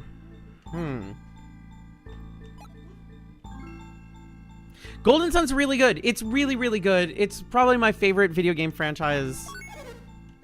And it's just so fun. It's worth it. And if you have Nintendo Switch Online, blah blah blah blah blah blah blah, then you can play Golden Sun and then Golden Sun: The Lost Age. And then maybe they'll add the DS stuff and you can play Dark Dawn eventually, which is also very good. No rarities, but she's my favorite pony. This game hates me. I'm sure I've said that a million times, that people know that my favorite My Little Pony character is Rarity. Want me to make you a little special something? Well, look at that. You went and got some raw materials for me, did you? Right when I saw those materials, I had to work. Which item? Which one is it? Ah. The Tear Stone. No. Yes. No? What am I using here? There's something specific. What am I doing? It is the Tear Stone.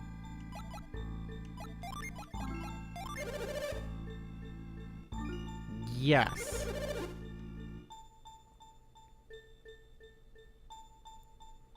I'm a Sunset Shimmer fan. Sunset Shimmer's fun. Sunset Shimmer's fun. I feel like Wisp would like Applejack. If only for the episode with the Flim Flam brothers. Where she's like, "Dear Princess Celestia, I didn't learn anything. I was right all along."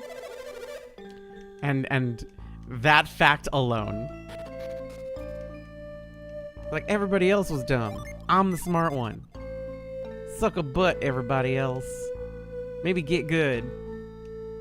Applejack is the get good pony, if there ever was one.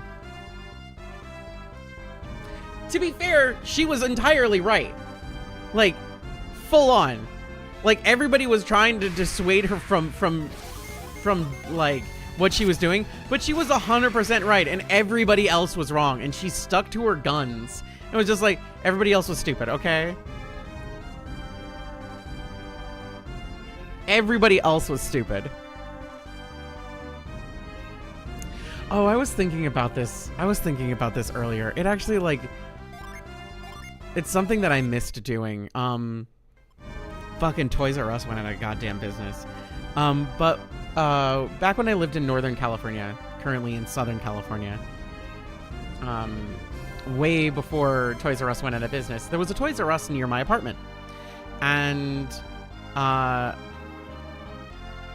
one of the cool things was every year they would do the wishing tree thing, right?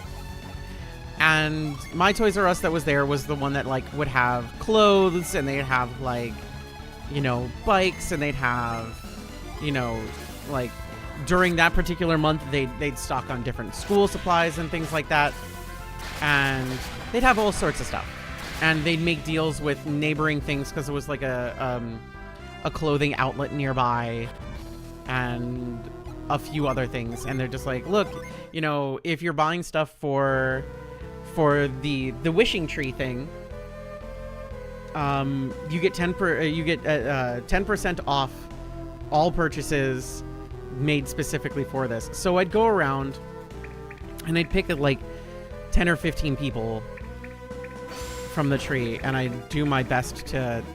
Can you move? Thank you.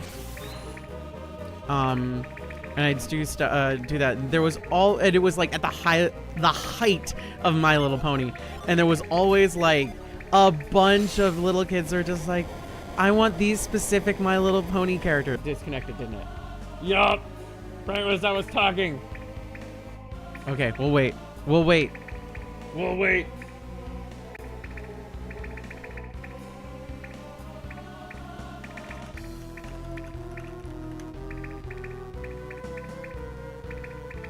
We'll wait. We'll wait for Twitch to catch up because YouTube's already there. YouTube's already there. Why does Twitch take so long to do that?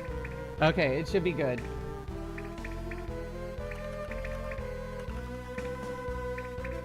Okay, everybody good? We good? Okay.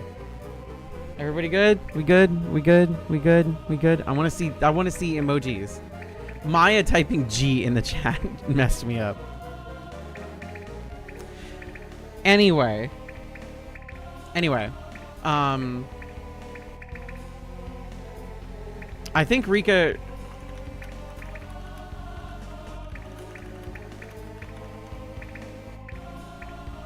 My Gucci has been rebooted. Yeah, okay. I'm seeing Wisp's side being okay, so we're all good. Anyway.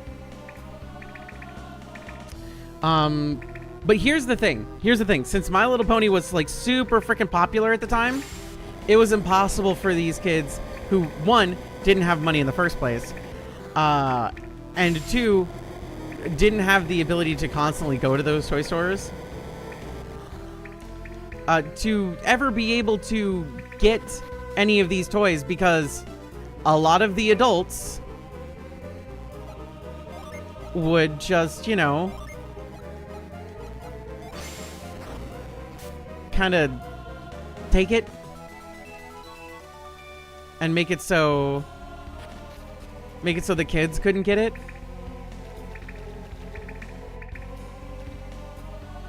And it was always so frustrating.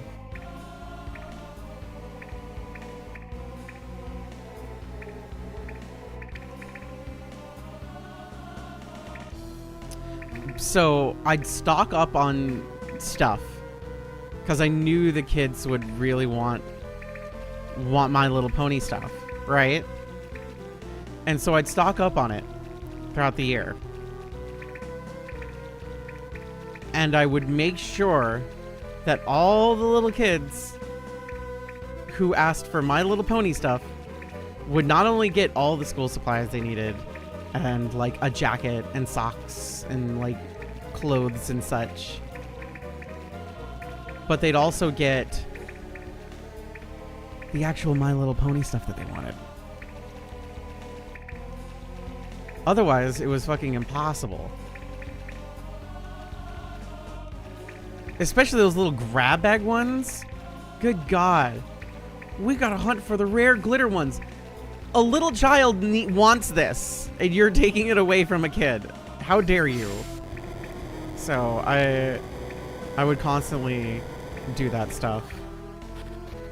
Cause like, okay, so let's rationalize this for a second, okay? What is the lessons that are constantly heard in My Little Pony? Friendship is magic, and to do nice things, because being nice is its own reward, right? That's the fucking lesson. That's the fucking lesson, right?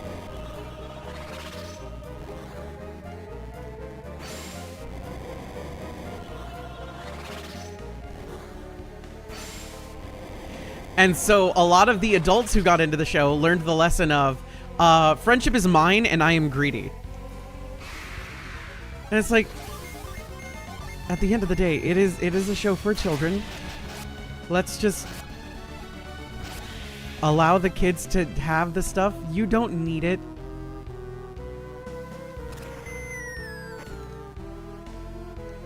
Friendship is a collectible and has resale value.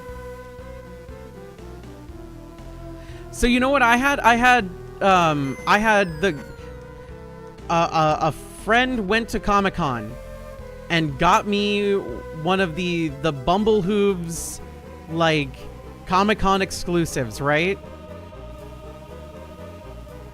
At one point, which I'm sure for everybody it's just like, the fuck are you talking about? What the fuck is a Bumble Hooves? So you may know her as Derpy Hooves, but she was so they changed her name and everything like that for various different reasons. And I had this thing.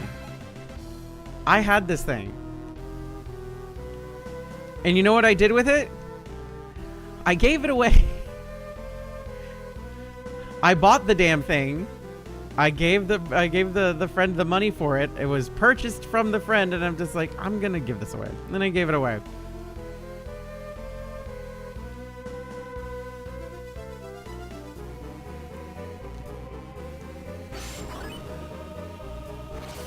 And I say all this to say this next thing, which is, haha, goodbye. Apparently they have My Little Pony cards now.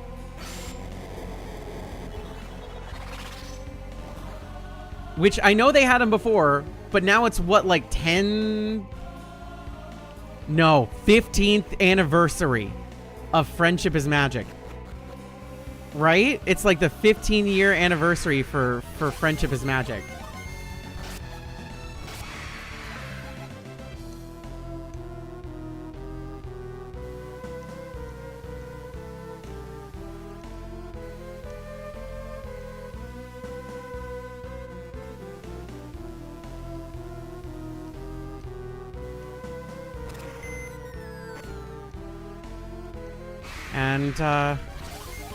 And I've been getting, because I've been doing TCG stuff, I've been getting ads for these pony cards, and I'm just like, huh. I need to fall onto that one.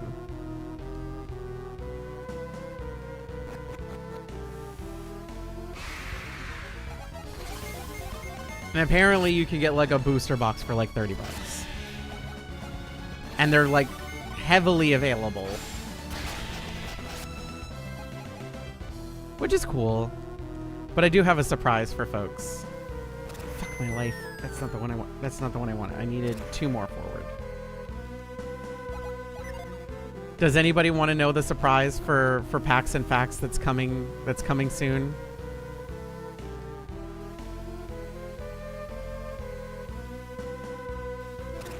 Crap, is this it? No. Is it signed One Piece Goats? So, I'm gonna spoil something for you. I did actually pull a card that had Sengoku's goat on it.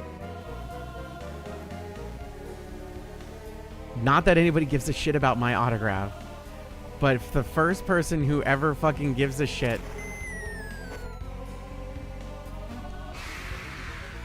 about it, I will have it on me.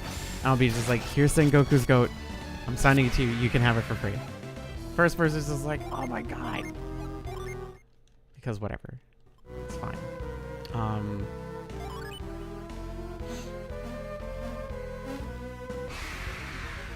Right, tits and VTS broke. I hate that that happens.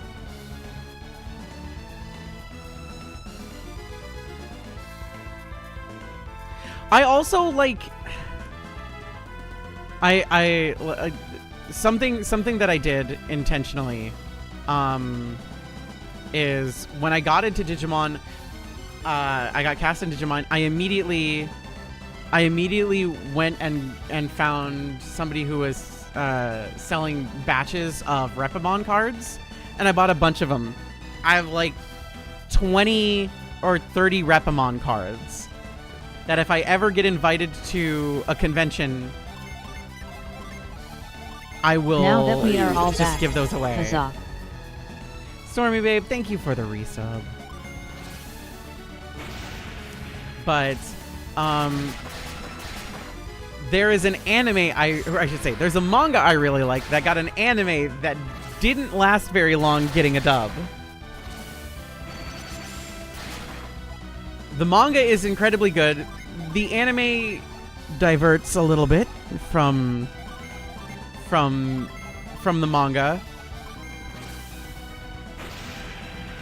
which is Interspecies Reviewers, which is probably one of the most sex worker positive things I've ever read in my entire life. Did you know they made trading cards? Did you know they made cards? Anyway, coming soon to Packs and Facts. Something that I'll probably have to censor most of.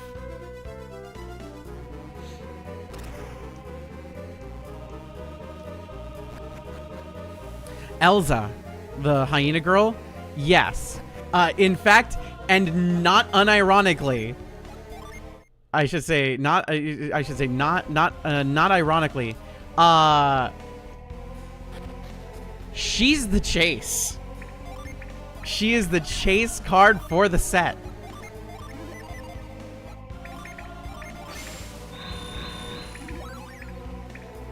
Make a Patreon for uncensored versions. Would people give a shit about that? Would people care? This is not the thing I wanted.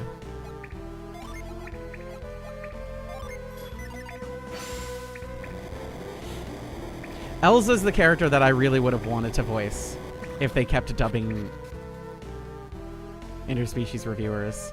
I loved her. She comes in with fucking 100% fucking confidence. And that's so fucking good. Like, girl, goddamn. That said, there's also this fucking really, like, thick polar bear girl who I absolutely fucking adore. And she's also very nice and very cute. And I enjoy her quite a bit as well.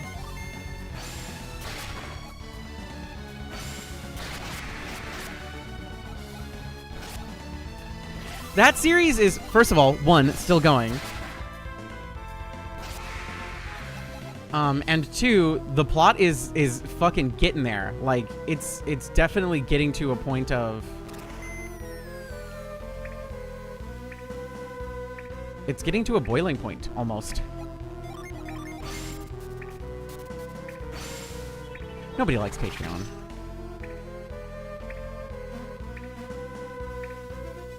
The manga has a plot. Yeah, of course it does. It has a very long and very, like, long-standing plot. The anime has no plot because they didn't get to it because it got canceled.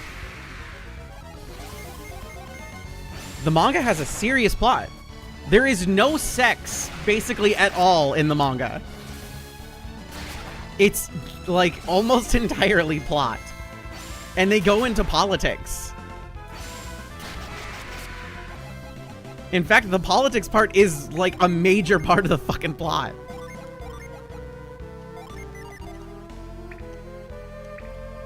It's crazy good.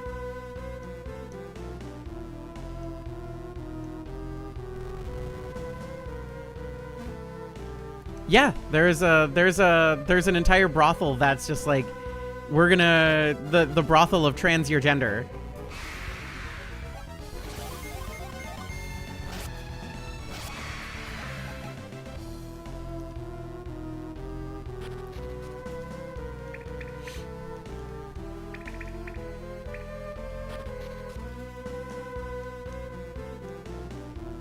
So what you're saying is this is an anime that needs the Fruits Basket's FMA treatment, re-released to follow the manga more accurately. I would love that, actually. They definitely... The anime definitely didn't do it any favors, and people are just immediately like, oh, blah, blah, blah, blah, blah, it's nasty. It's like, yeah, okay, I guess. What do I need to do with you? What do I douse? I do douse. And then I fast.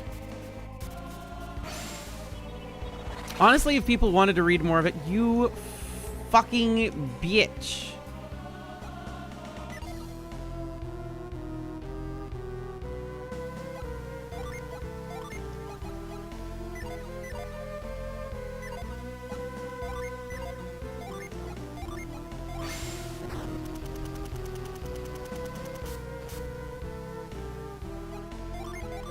No, no, no, no. Douse. Frost.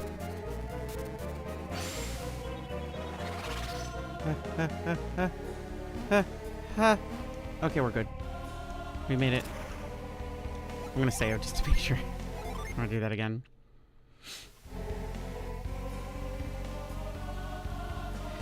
There's an upcoming anime called The Condemned Villainess Goes Back in Time and Aims to Become the Ultimate Villain. That's pretty sex positive for its first few volumes too. That's nice. My favorite thing about Interspecies Reviewers is that it's sex worker positive specifically. It's very just like, no, you know, if you actually like cared about people and everything, it would be so easy to make this like a great thing for everybody, and people can get to do whatever they want with safety and regulations and precautions and all that stuff.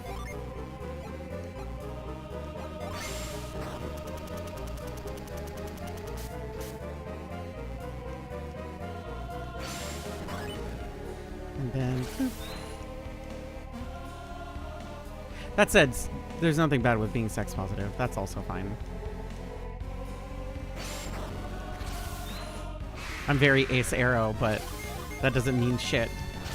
Like, it's like, that doesn't mean I am sex negative. I am very, like, we need to get away from, like, puritanical bullshit. She says, emphatically. It's so bonkers how snooty people are.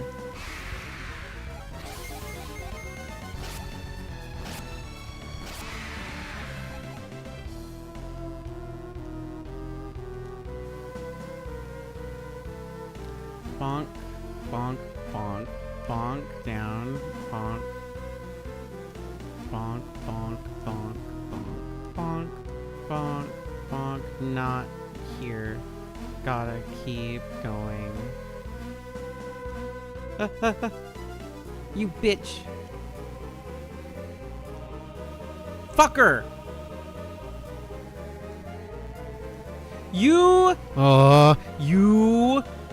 It's like a Three Stooges bit. Fucking what? This is like pie in the face every time. Turn the corner, pie in the face. Turn the corner, pie in the face. Okay.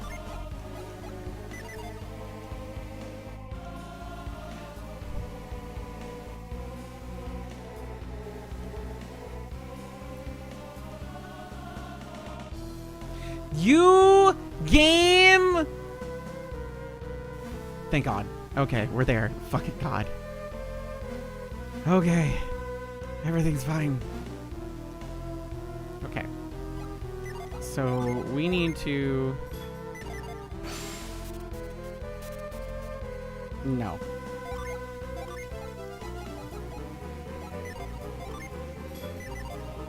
This is too far away. No, it's not. It's perfect.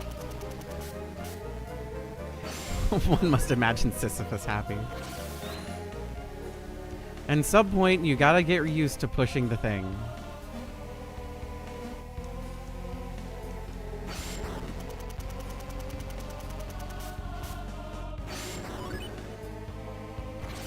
Okay. Now we gotta do everything all over again. Because I want that chest. As you could probably tell from any selfies, I am a little greedy with the chest. I didn't even need it. I didn't even need it. I wouldn't even need it. There's no point. I didn't need it.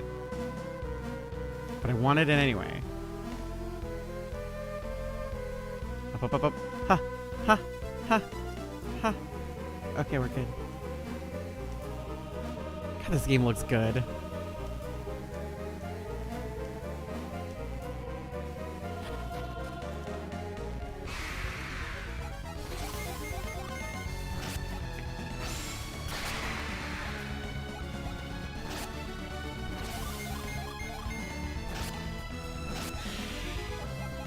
The amount of other trans women are just like, bitch, what the fuck is this?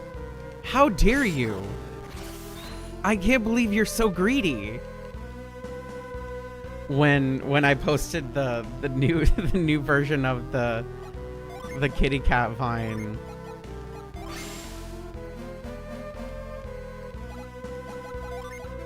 They're just like, motherfucker.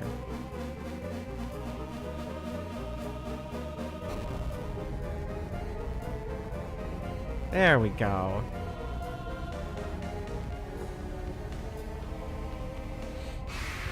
Did you bring enough chests to share? Fuck you. I grew these. That said, there is something else I want to like harp on real quick while we're fucking wandering the fucking halls here. The amount of people, even trans folks, who are just like, congrats on the surgery. It's just like, y'all need to fucking not. Don't do that. Don't fucking do that. You know better. You fucking know better. Told my friend that I finally got new bras after remeasuring. He just stared at me. He's like, I'm so happy for you, but see, that's a good answer. That is a good reply. Good answer.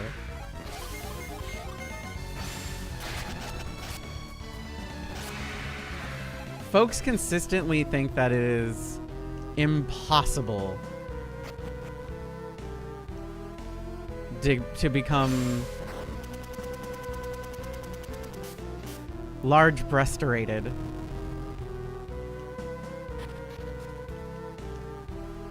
On just HRT. The answer is, it's definitely possible, but it's also like, it's a lottery.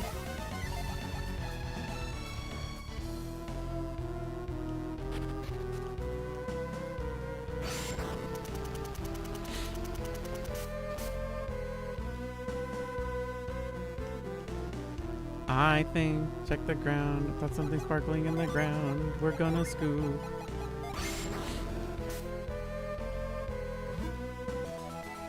We got some Stardust. Stardust. We're all like Stardust, everyone. We're all Stardust. Except for that person.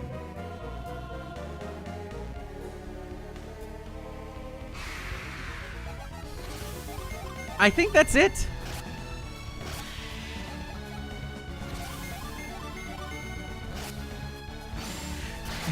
I think that's all we need in here. I think that's all we can do in here.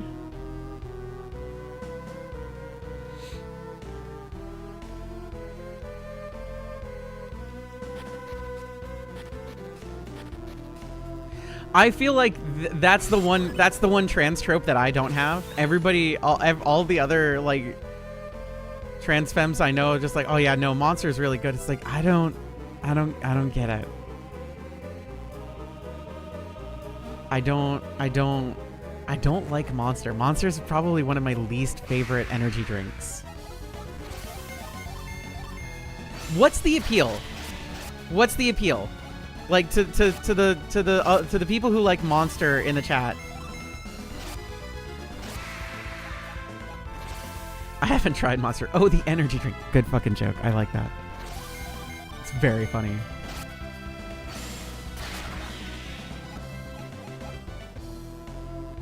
I don't know. The appeal is a shot of caffeine. I never drank until hit 30. Well, so here's the deal. So this is how it works weird for, so what they have found is that folks with certain neurodivergencies, myself included, who drink energy drinks, it works the opposite. It does not make you more awake, it makes you more sleepy. It causes more EPIS. Considerable more sweepy.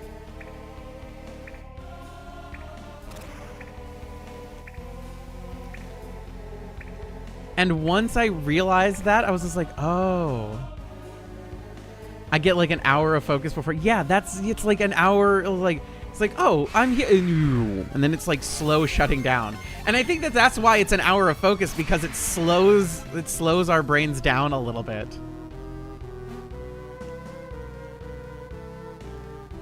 It's like, look, I can function so much easier with the ooh. And then I sleep. And then good night. No, I don't want to do that. I want to go this way. I used to be able to drink hot black tea right before bed and still sleep. I say used to because yeah, no, that'll do it.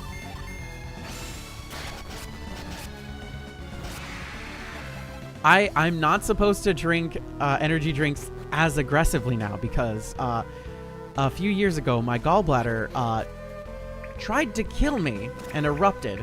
So I had to, I have to forego having many of those now. But at the same time, it becomes more of a treat.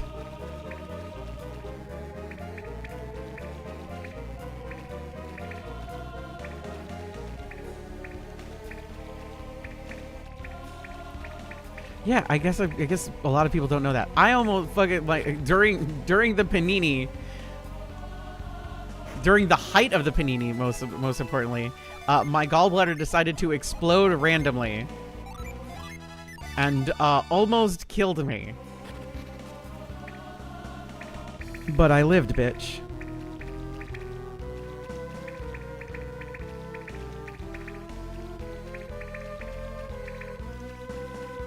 It was scary too because it was like right after I got my first COVID booster. And there's just like, yeah, we don't know fully the ramifications of it. It's just like, oh my God, am I dying? Is this killing me? Is this the rammies of my fications? And no, it was not. My gallbladder just decided to be just like, hey, you know what would be fun? Want to see a magic trick? Abracadabra. I literally did a photo shoot the day before, too. I did a product photo shoot for a merch line. And then the next day, I was in the hospital. The Sam Raimi of my vacations. Sam Raimi presents vacations. I like that. I like that a lot. But cha. 'Tis what it is.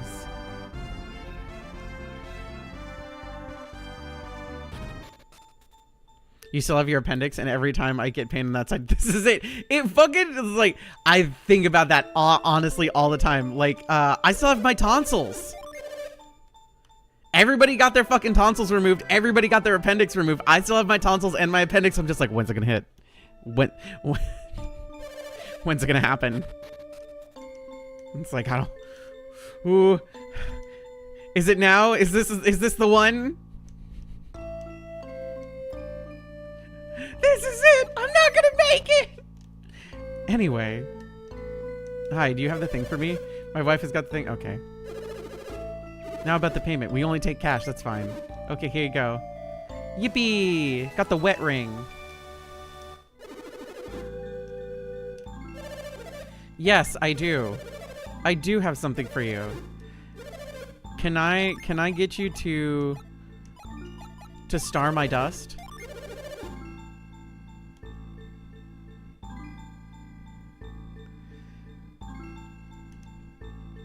I had my wisdom teeth up until last year when one of my wisdom teeth decided to crack. And it was all fine. It was legitimately okay and fine. It was okay and fine. Until it cracked just a little bit more. And, like, left itself open.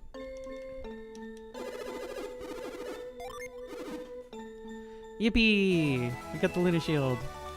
And then I had to I had to get it taken out because it was becoming a significant issue. So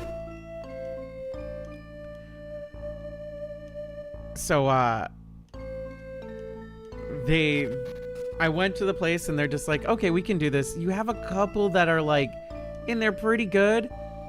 And so they did the whole thing. And it was, what was it, like 3.5 hours of tooth ripping? Wisp? That sounds right?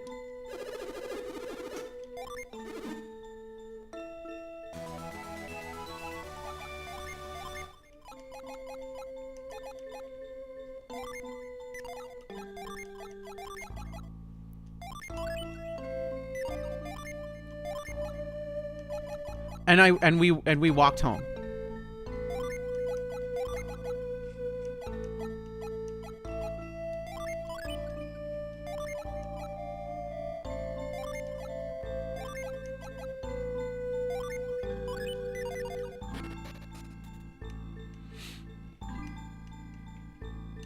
It was 4 hours.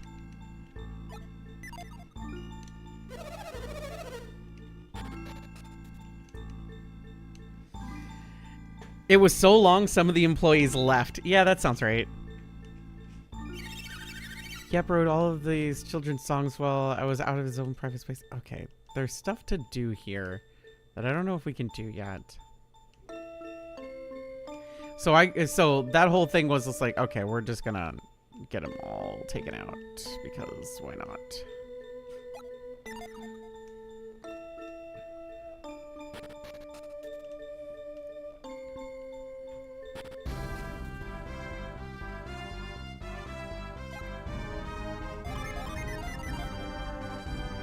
Okay, all the way south. That's where the boat is. We're gonna get to the boat and we're gonna call it. We did some major cleanup. We did some major cleanup. Had all 4 of my wisdom teeth taken out under local. In hindsight, I wish I had worn some headphones. You know what? That's fucking real. It's so real. I wish I could have been listening to music. Did anybody else's fucking anesthesia like wear off faster? That like its local anesthesia wear off faster? Because they were asking me stuff. I was like, is this good? Is it good? Is it good? It's like, does this hurt? It's like, my stuff wore off real fast. No? Okay, I am a fucking... Alright. So it might just be... Anesthesia doesn't work on me unless it's super strong. Like, they were giving me the good shit, and they were like, it's still not working.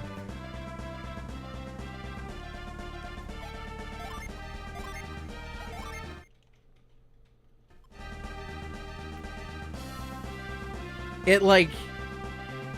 So, okay.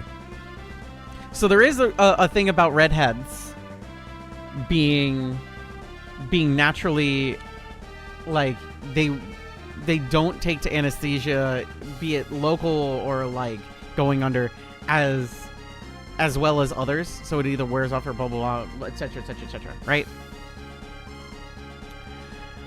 But I'm not a natural redhead. I dye my hair red. So that's not the case. But I also am not affected by alcohol at all. I've never been able to get drunk. And I've tested the theory multiple times to see if anything happens, and nope.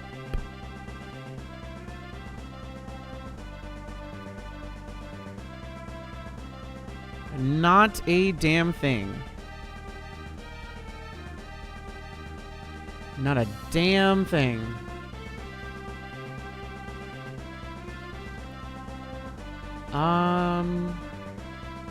So we need to go where? To Aqua Rock, right? We need to get to that heading. There's Ayers Rock. Where's Aqua Rock?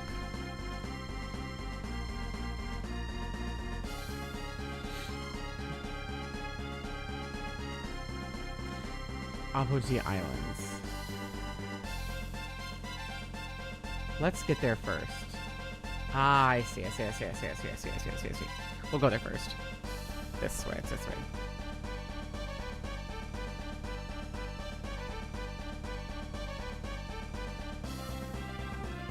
We gotta go this way first. You go to Gaia Rock first? Ooh, birds. Fucking seagulls. Let's kill some seagulls. Fuck you, seagulls.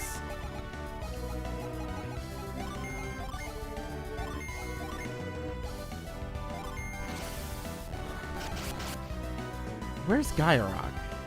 Gaia Rock is even further north, right?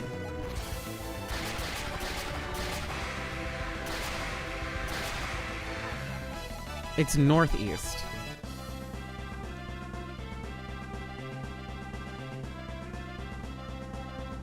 I think what we'll do is we'll get to this little island because this is Gaia Rock. This is Aqua Rock and this is Gaia Rock. We'll do a poll when we start next Friday. Oh, by the way, you remember when I said the fucking world is flat? I meant it. Here's the edge of the goddamn world.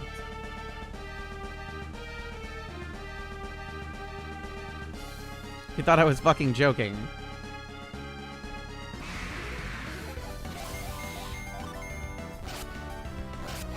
Again, it's interesting. It's neat shit.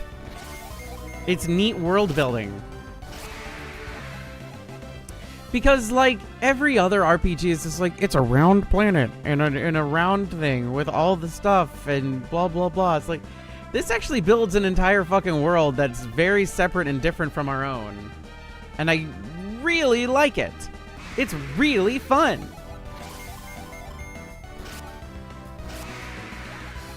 So if you're afraid of heights, maybe the world of Golden Sun is not the world for you.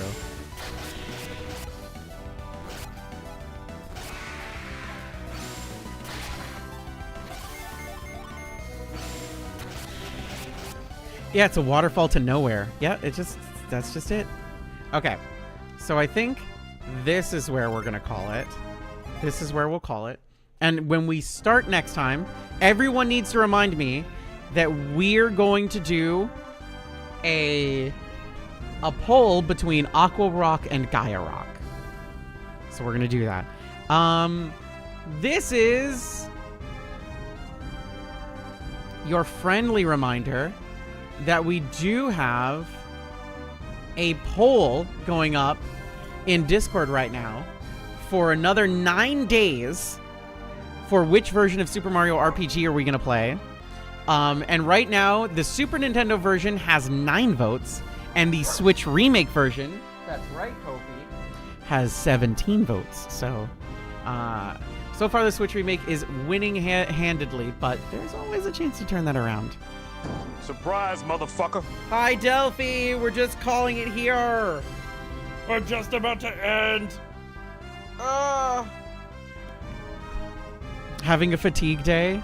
That was me yesterday. I was not okay yesterday. I was definitely not very good. But all VODs are up and everything like that. I have no strong opinion, but the old man emoji on the SNES one made my bones hurt. Yeah. Will it make you feel any better that the next time consoles are released, that will make the PS4 and Xbox One and Switch technically classic consoles?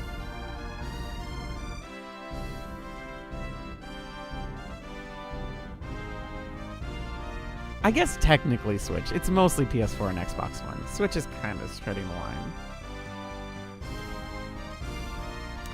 If you need me, I'll be screaming to it. Time makes fools of us all. We all just gotta get used to it. You gotta just let it go. Time changes.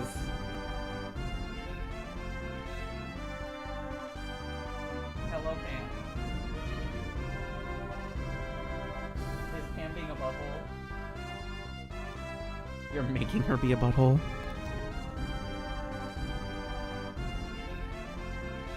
All right, let's take a few minutes. Let's take a few minutes then. Let's take a few minutes since Delphi just got here. Let's take a few minutes.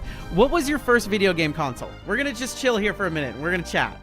What was your first video game console?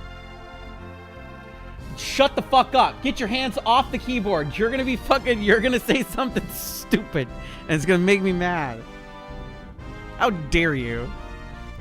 PS1. He's wrong and lying, by the way. PS1 was not his first console. His first console was a Super Famicom that he doesn't remember having. Maya with the NES. Game Boy OG from Rika, she thinks. Magical Trevor with the NES. Phoenix with the Wii. If handheld counts, Game Boy Color. Game Boy Color does count. My sister's old Game Boy and SNES. First one I got, my own, was a PS1 at 5. Damn. My first one I played was a Genesis. First one I owned was a GBA. PS2 for Delphi, but I only had PS1 games. I feel like that was like a pretty common thing. I don't know why. There was such a common like thread line of just like, here's your PS2, here's your PS1 games. Crash and Crash is your bonded mascot. It's not a bad mascot to be bonded to. It's a fun one. It's a fun one for sure. But goodness. Mine was a Sears Pong machine. Mine was a Sears Pong machine, was the first one. That was the first one I ever played. The first one I ever owned was an NES. And the first one that was mine was the Genesis. But I had a Super Nintendo, I had a Genesis, I had an NES, I had the Game Boy, I had the Game Boy Pocket, I had the Game Boy Color. I think I've owned every major console in the States. I say major console, not all the like little offshoots and everything like that. I had an Atari Jaguar, I had a CDI, I had the original Virtual Boy. The PS1, having the PS1 at 5. I forget you're younger than me. I forget people are younger than me. Like PS1 at 5. How old was I when the PS1 came out? Fucking... Bleh. You're 5 years younger than me. I'm trying to think of like the... Oh my god. The Neo Geo Pocket Color might be one of the greatest fucking systems ever made. It's so fucking fire. It's so good. That little fucking analog clicky stick and the fighting games on the thing. Oh, it ruled so much. There was only one thing I really, really, really fucking wanted as a kid, and I never got because I could never fucking find one. And now it's super fucking expensive, and I'm poor as balls. But it was a...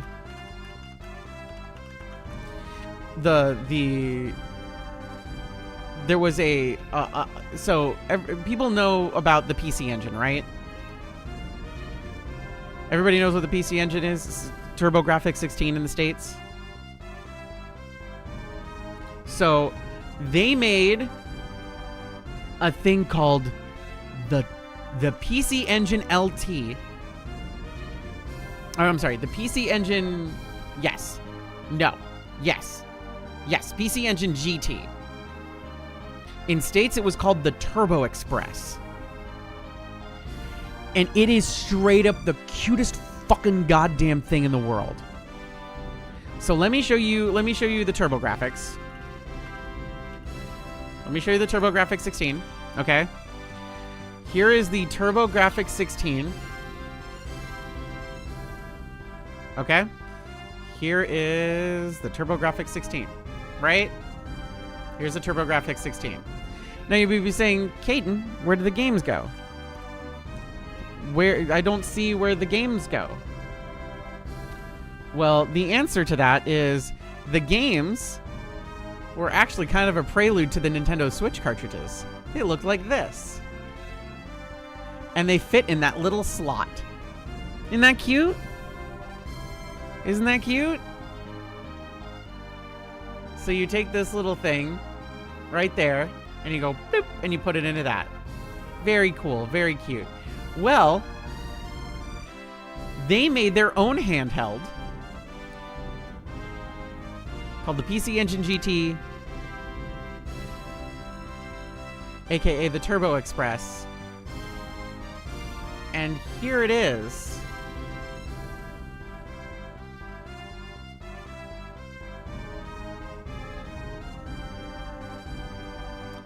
That's the PC Engine GT. And you know what's really fucking cool about it? You know what's really fucking cool about it? Oh, you were playing your PC Engine or your TurboGrafx 16 at home and playing it like that? Cool. Save your game, blah, blah, blah, yada, yada. Then you take the game out and you plug it into your fucking TurboGrafx Express, your Turbo Express or your PC Engine GT, and you continue playing the game. Because the games for the mobile were the same games as the one for the portable. Hell yes, it was so cool. It's so cool. And it's beefy as fuck. It was beefy as all hell. I always wanted one of these. I never was able to get one, and I know that they're fucking expensive. So let me show you size comparison. Let me show you size comparison because we can do that. We can do that these days. We have the ability. We have the technology. So this is a Game Boy Micro. This is a Game Boy Micro and a PC Engine GT above it. There's your size difference.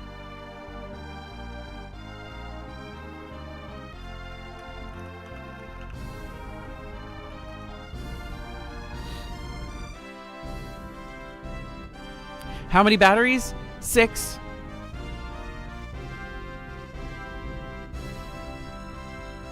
Six batteries for this thing? It's pretty good. Pretty good. 6 for this is not bad. For what it's able to put out, which is console gaming on the go in 1990? Just so we're clear, this came out in 1990. 6 batteries and you had your same console games on the go. And yeah, New Zealand Story. New Zealand Story is a really fun game, by the way. I don't know if anybody has ever played New Zealand Story. It's really fun. New Zealand Story is very, very cute. Really, really cute. Really, really cute game. I played the shit out of a New Zealand Story. But yeah, it's a cute little thing. Let's take a look. Let's take a look at shopping. PC Engine GT. Oh, God.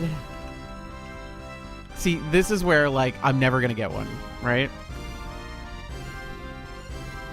So, let's take a look at the PC Engine GT. How much does it cost?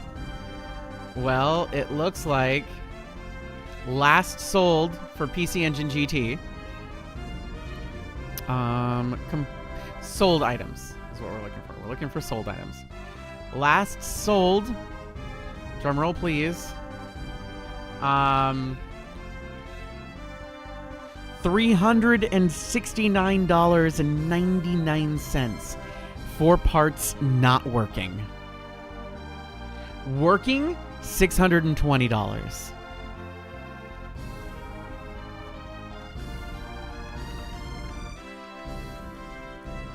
So, ooh, I'm never gonna get one. But, you know, it's fine. It is what it is. And yeah, just the regular Turbo Express and everything like that. It's like, you know, it's like $400 or $500. No, not Throne. We're not putting it on Throne. That's outrageous. Absolutely not. That'd be ridiculous. Oh, God. But yeah, it's a cool little device. I think it's really neat. I enjoy it quite a bit. It's my favorite little thing. It's my favorite little creature of a console. And there was a TV tuner for it where you could plug it in and watch television. Remember when there was analog TV? You're looking for which one are you looking for, Delphi? Is it TikTok? Is it Insta? Is it Tumblr? Is it Blue Sky? Or is it Blue Sky? Excuse me. Is it YouTube?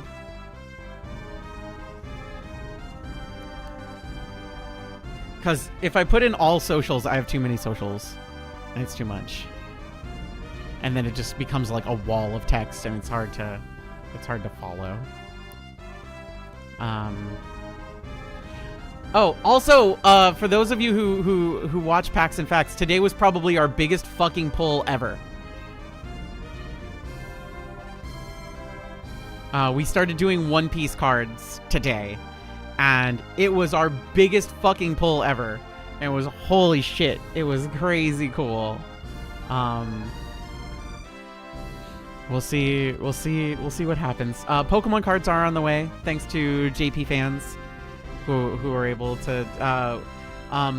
Also, due to an Amazon error, fuck yes, we're actually getting some free Strixhaven, which is pretty cool.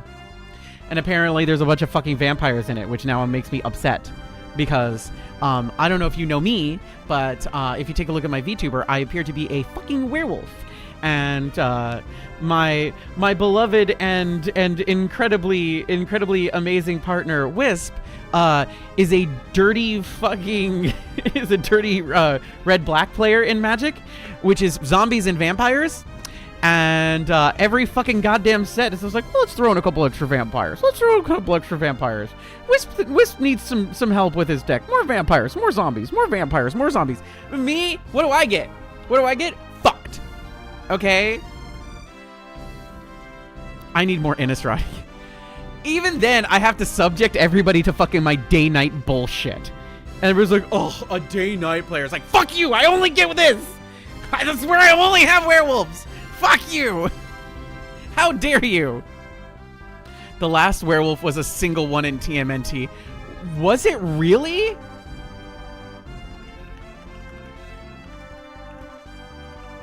What werewolf card was it? What fucking... I'm looking. What color? Was it green? Werewolves are usually green. It was... Fuck, of course it's red. How would it not be fucking red? Teenage Mutant Ninja Turtles. Green wolves? No. Fucking... I'm looking for it. Mutant Towns Musicians. Is this alphabetical? Manhole, Mauser, Mutant Town. What is it? Monster Mashup. I don't see it in the card list. Is this the full card list?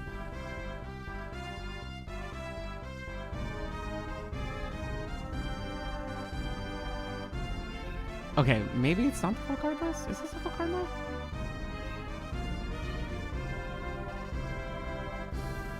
It was TMNT. It was it really exclusive to the Commander deck?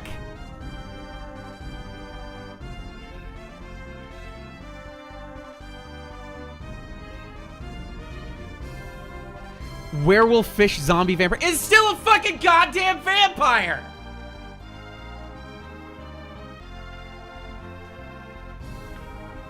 You and I are enemies now, Teenage Mutant Ninja Turtles.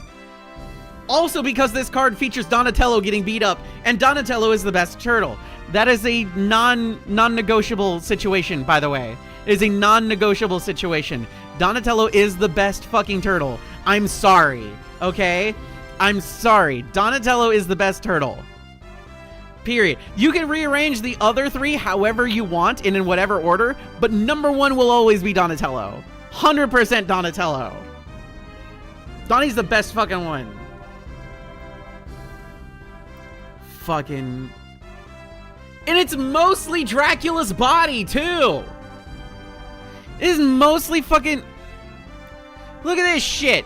They have the nerve to call it a werewolf, but that's mostly Dracula's fucking body. They just sewed a werewolf onto it. This is bullshit.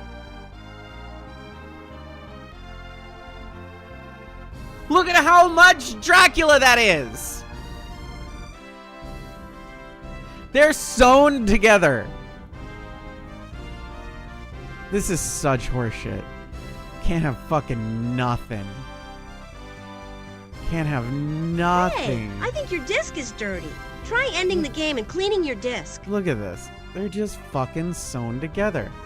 And it's, look at that. It's barely any werewolf. It's barely there. The werewolf before that was Vincent Valentine from Final Fantasy VII, and that's bullshit. Vincent is not a fucking werewolf. He is way more of a goddamn vampire. Which Vincent? Oh, I see why. It's not a fucking wolf. This is not a wolf.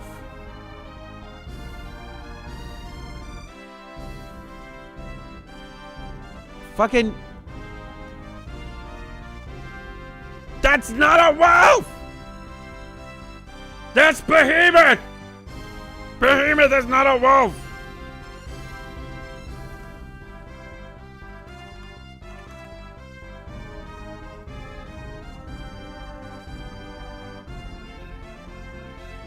Fucking...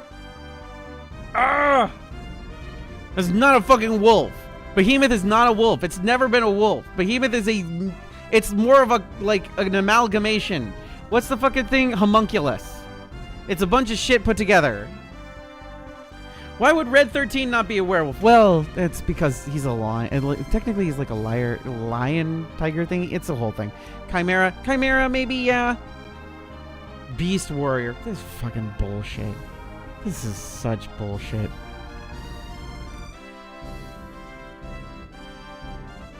Such fucking... Ah!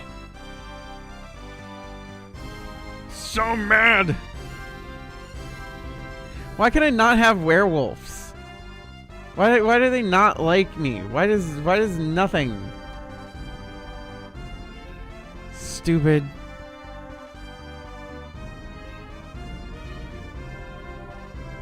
So annoying. Dear Wizards of the Coast, I have notes. Note the first. Motherfuckers. Can we just have werewolf cards that aren't day-night? We used to have werewolf cards that aren't day-night. We used to. It was a couple. But now it's all day-night stuff.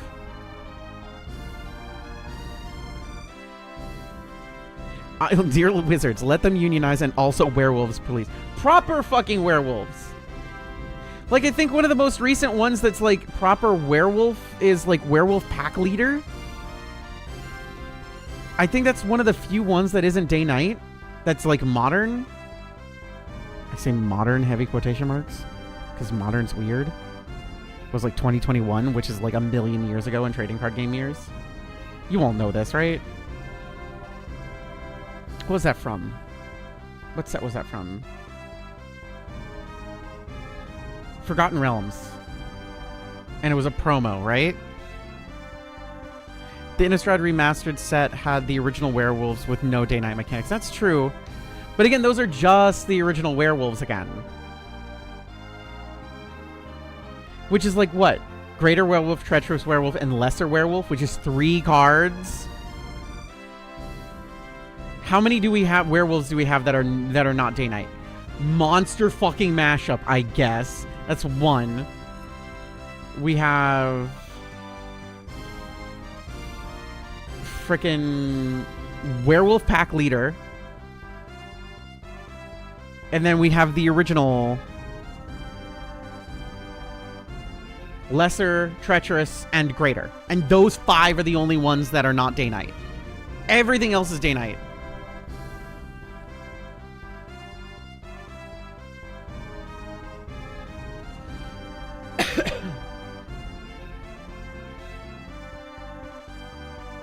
Out of all of the cards, 45 non-day night cards with the werewolf type. How many are them? Does that include all prints? Or is this actual unique cards?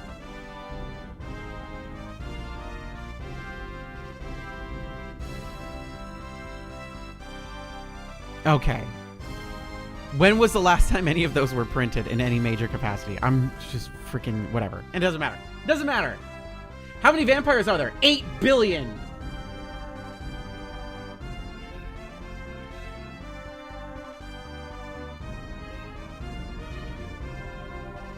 There is one secret layer card I kind of do want, though. And it's not Shadow the Hedgehog, but it is Shadow the Hedgehog. But there's one werewolf card I do want that is a secret layer. And it's not a wolf.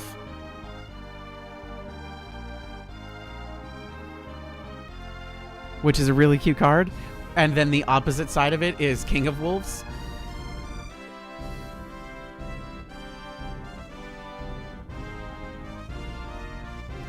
Such a cutie.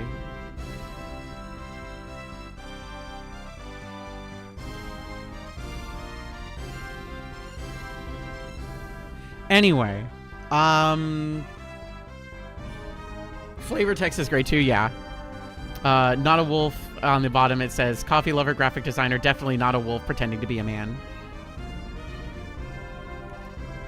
So we've got almost 18 months without werewolves. Yeah, and there's still like significantly less werewolves than vampires. Every 2 seconds, you take a step and it's like fucking... It's like Mount Moon in this bitch. Fucking every step is another goddamn fucking vampire. Oh, look, it's a Zubat. Oh, look, it's a Zubat. I would just like a Clefairy, please. No, Zubats. All Zubats, all Geodudes. You get humans and you get vampires. That is all you get. One werewolf, please. Oh, it's rare. Oh, look, it's shiny. Oh, look, it killed itself. Goodbye. Fuck. Anyway. Werewolves 79, vampires 445. We do not need that many vampires, okay? We don't need it. We don't need it. He doesn't need any more. He doesn't need any more. No more zombies. No more vampires. I need a set that just says, oops, all werewolves. You're welcome, Kdin. Exclamation point. Here's $200. We'll pay you to advertise it. Here's $5,000 and 10 fucking boxes to give away. Where's mine? Fuck you. Whatever, it's fine. Whatever. It's fine. It's fine. I'll just stack my fucking deck with fucking things that transform and can be any type, and I'll just name werewolves. And they don't have to be werewolves. It's fine.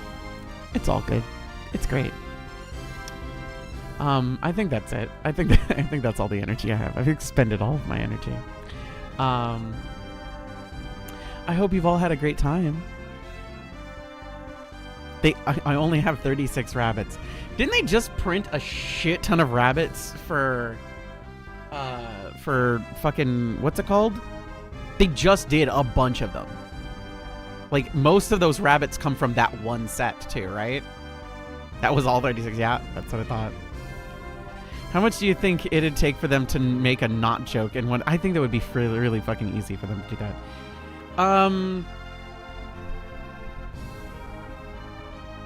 Hey, Delphi, would it make you happy to know that we're opening a box of that soon on Packs and Facts? Because we are. I was gifted an entire box of it by another trans woman. It's just like, oh, I saw your trading card show. Here, have an entire box of this. It came with a promo card. You can have that too. So we're opening up an entire box of Bloomborough. So, very fun. Very fun. I'm a mono white cat tribal player and commander. It can always be worse. There's so many cats now. There's so many cats now.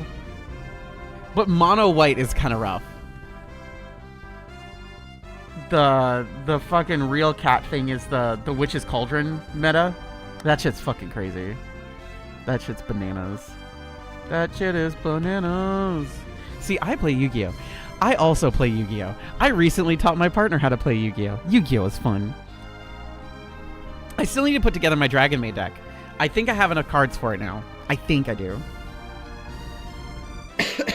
And it was still a graveyard deck. You had a great time though. You were just like, oh, this is cool. I like this. I could deal with it. There's so many graveyard things in Yu-Gi-Oh! If you like graveyards in Magic the Gathering, well, I would like to introduce you to Yu-Gi-Oh! Another thing that's basically oops all graveyards. And in fact, in some archetypes, your graveyard's just second deck. What happens when I run out of first deck? What if second deck? I'm a Pokemon girly, but only to the point where I want to have a completed physical Pokedex. So, I think I want to do this at some point. There is the new Pokemon TCG set that's coming out soon has Mega Zoroark. Not Mega Zoroark, not Zoroark, but Zoroark. Zoroark is the only card and the only Pokemon I'm collecting right now. I got rid of all of my other Pokemon cards except for one very specific Sylveon that I kept. And we're going to open up some Pokemon TCG stuff on Packs and Facts because of JP fans, which was really, really cool. But the new set that's coming out is going to have a Mega Zoroark. And it's for... fucking, what's it called? I got an email about it.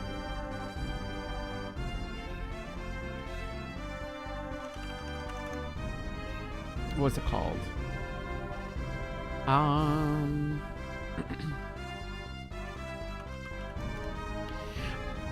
Other than the missing Paldean cards in my set, I want all the Raichu cards. The hardest one that's going to be difficult for you to find is the Team Rocket, the original Team Rocket set. There's a first edition like secret, one of the first secret cards was that Raichu.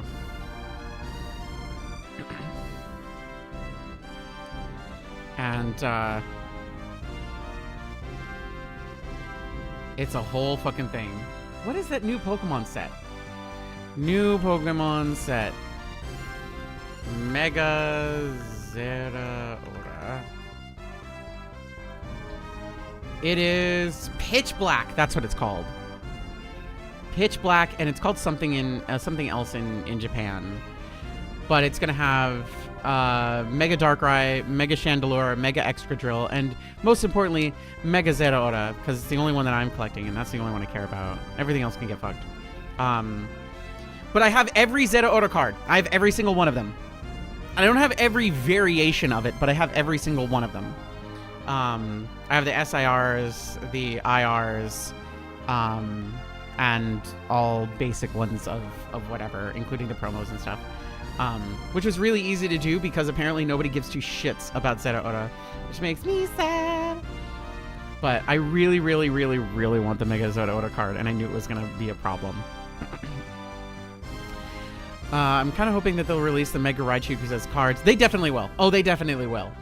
Pikachu's too goddamn popular for them to not add, like, because I think the Mega Raichus are coming soon in a set.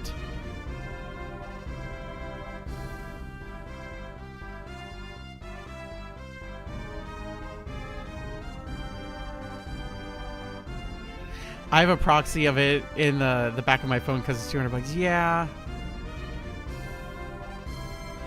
And like, I guess Lucaria and Zoroark, well, see, like, so Zeraora, nobody fucking likes it. Nobody gives a shit about it, but it's such a cute fucking Pokemon. Let me show you my favorite Zeraora card. Here it is. This one's my favorite. And then this is my second favorite. So this is my favorite Zeraora card. This one. And you can see a little Emolga, the little Pachirisu, the little Togedemaru. It's so cute. And then there's this one, which I also really love.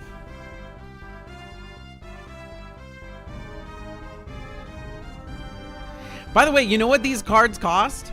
Like $10. Because nobody gives a fuck about Zeraora. Nobody cares. Nobody cares. I was just like, but they're so cute. Also, for those curious, but like, oh, but what about an action-y card? Well, you're in luck because one of the artists from the Digimon card series made a fucking Zeraora card, which could easily be a fucking Renamon card if you really thought about it. You just replace the lightning with ice, and it could easily be a Renamon card like crazy. Zeraora cards are so cute. They're so cute. So I'm really excited to see what they do with all that. But I'll probably do a video specifically of like, hey, I have all these Zeraora cards and I want to show them off. So I'll probably do that at some point. Mostly for like, hey, we're not opening a pack, but we're just talking about cards, and here's Zeraora. I like Zeraora. But anyway, my thoughts on Pokemon TCG are there's too many goddamn scalpers. If you want to collect Pokemon cards, pick a Pokemon that most people don't even think about, that has a couple cards, and try and get those. Like in Wisp's case, Dreepy, the Dreepy line. Dreepy, Dracloak, and Dragapult. There's almost fucking none. There's almost no cards for that entire set. And I think one of the hardest ones to get is the shiny Dreepy. I think that's one of the harder ones to get. I think it's one of the more expensive ones. I think that's one of the hardest ones to get. And it's just... And it's not even that expensive. Like... Yeah, the shiny Dreepy and the shiny Dragapult are not even that hard to get. So here's the shiny Dreepy. Look at that. Yippee. How much does it cost? $5.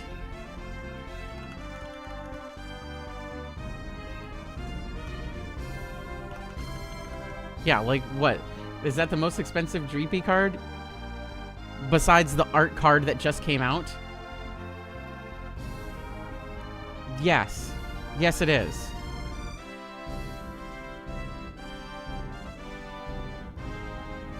$5. That's it. Crazy, right? I looked up that Dark Raichu you were talking about. I can give it $160 shipping included. Yeah, the Dark Raichu. It's definitely, it's a hard one to like, I mean, it's 160 US. You could probably find it for a little. Well, the first edition one is 160. The regular one is 80, and then the reverse holo from the legendary collection is like 400. Because there's this, where the entire card is shiny. This one's a $400 card.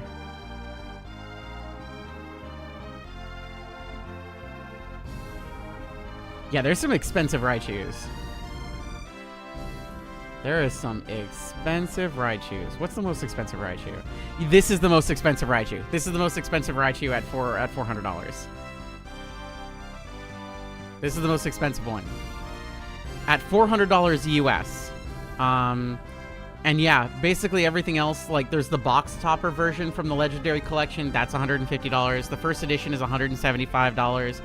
And basically the top 1, 2, 3, 4, 5, 6, 7 Raichus, the top 7 expensive Raichus, I think are just those. Anyway, that's why I picked Zeraora. Because Zeraora is a Pokemon I really like. And the highest cost for... Actually, damn, that's pretty crazy.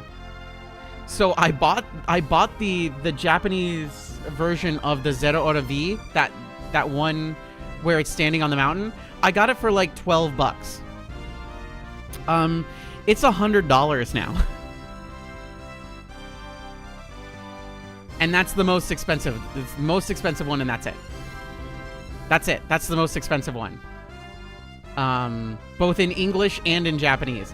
And then it starts dipping entirely down. Like $40, $30, $20 and everything like that. The funny thing is that I got this early on before Mega Zeraora came out. And so I got all these cards for like $5 or $10. And some of them are already pre-graded. So, like, A net investment for the savvy investor in the Pokemon that nobody liked because it randomly got a Mega, and everybody's like, well, we need these cards now to go Mega. and it's like, okay, that's fine. Whatever. I need to Mega Evolve my Zeraora, but I don't have any Zeraora cards because I didn't think about this Pokemon being viable for the trading card game. Whatever. Move aside, losers. It's Zeraora time. Anyway, I have been now talking for an additional probably like 10 minutes. Delphi, this entire conversation was just for you. The entire conversation was just for you so that you would feel included in the stream. I hope you feel included. Okay, I'm tired and hungry. If you're tired and hungry, you should go ahead and make sure that you eat and rest and take your pills and do your laundry and maybe do a dance and maybe hang out with your friends or pet your animals or do all sorts of stuff. Make sure to take care of yourself and do nice things for yourself and also other people. Okay, I love y'all. Good night.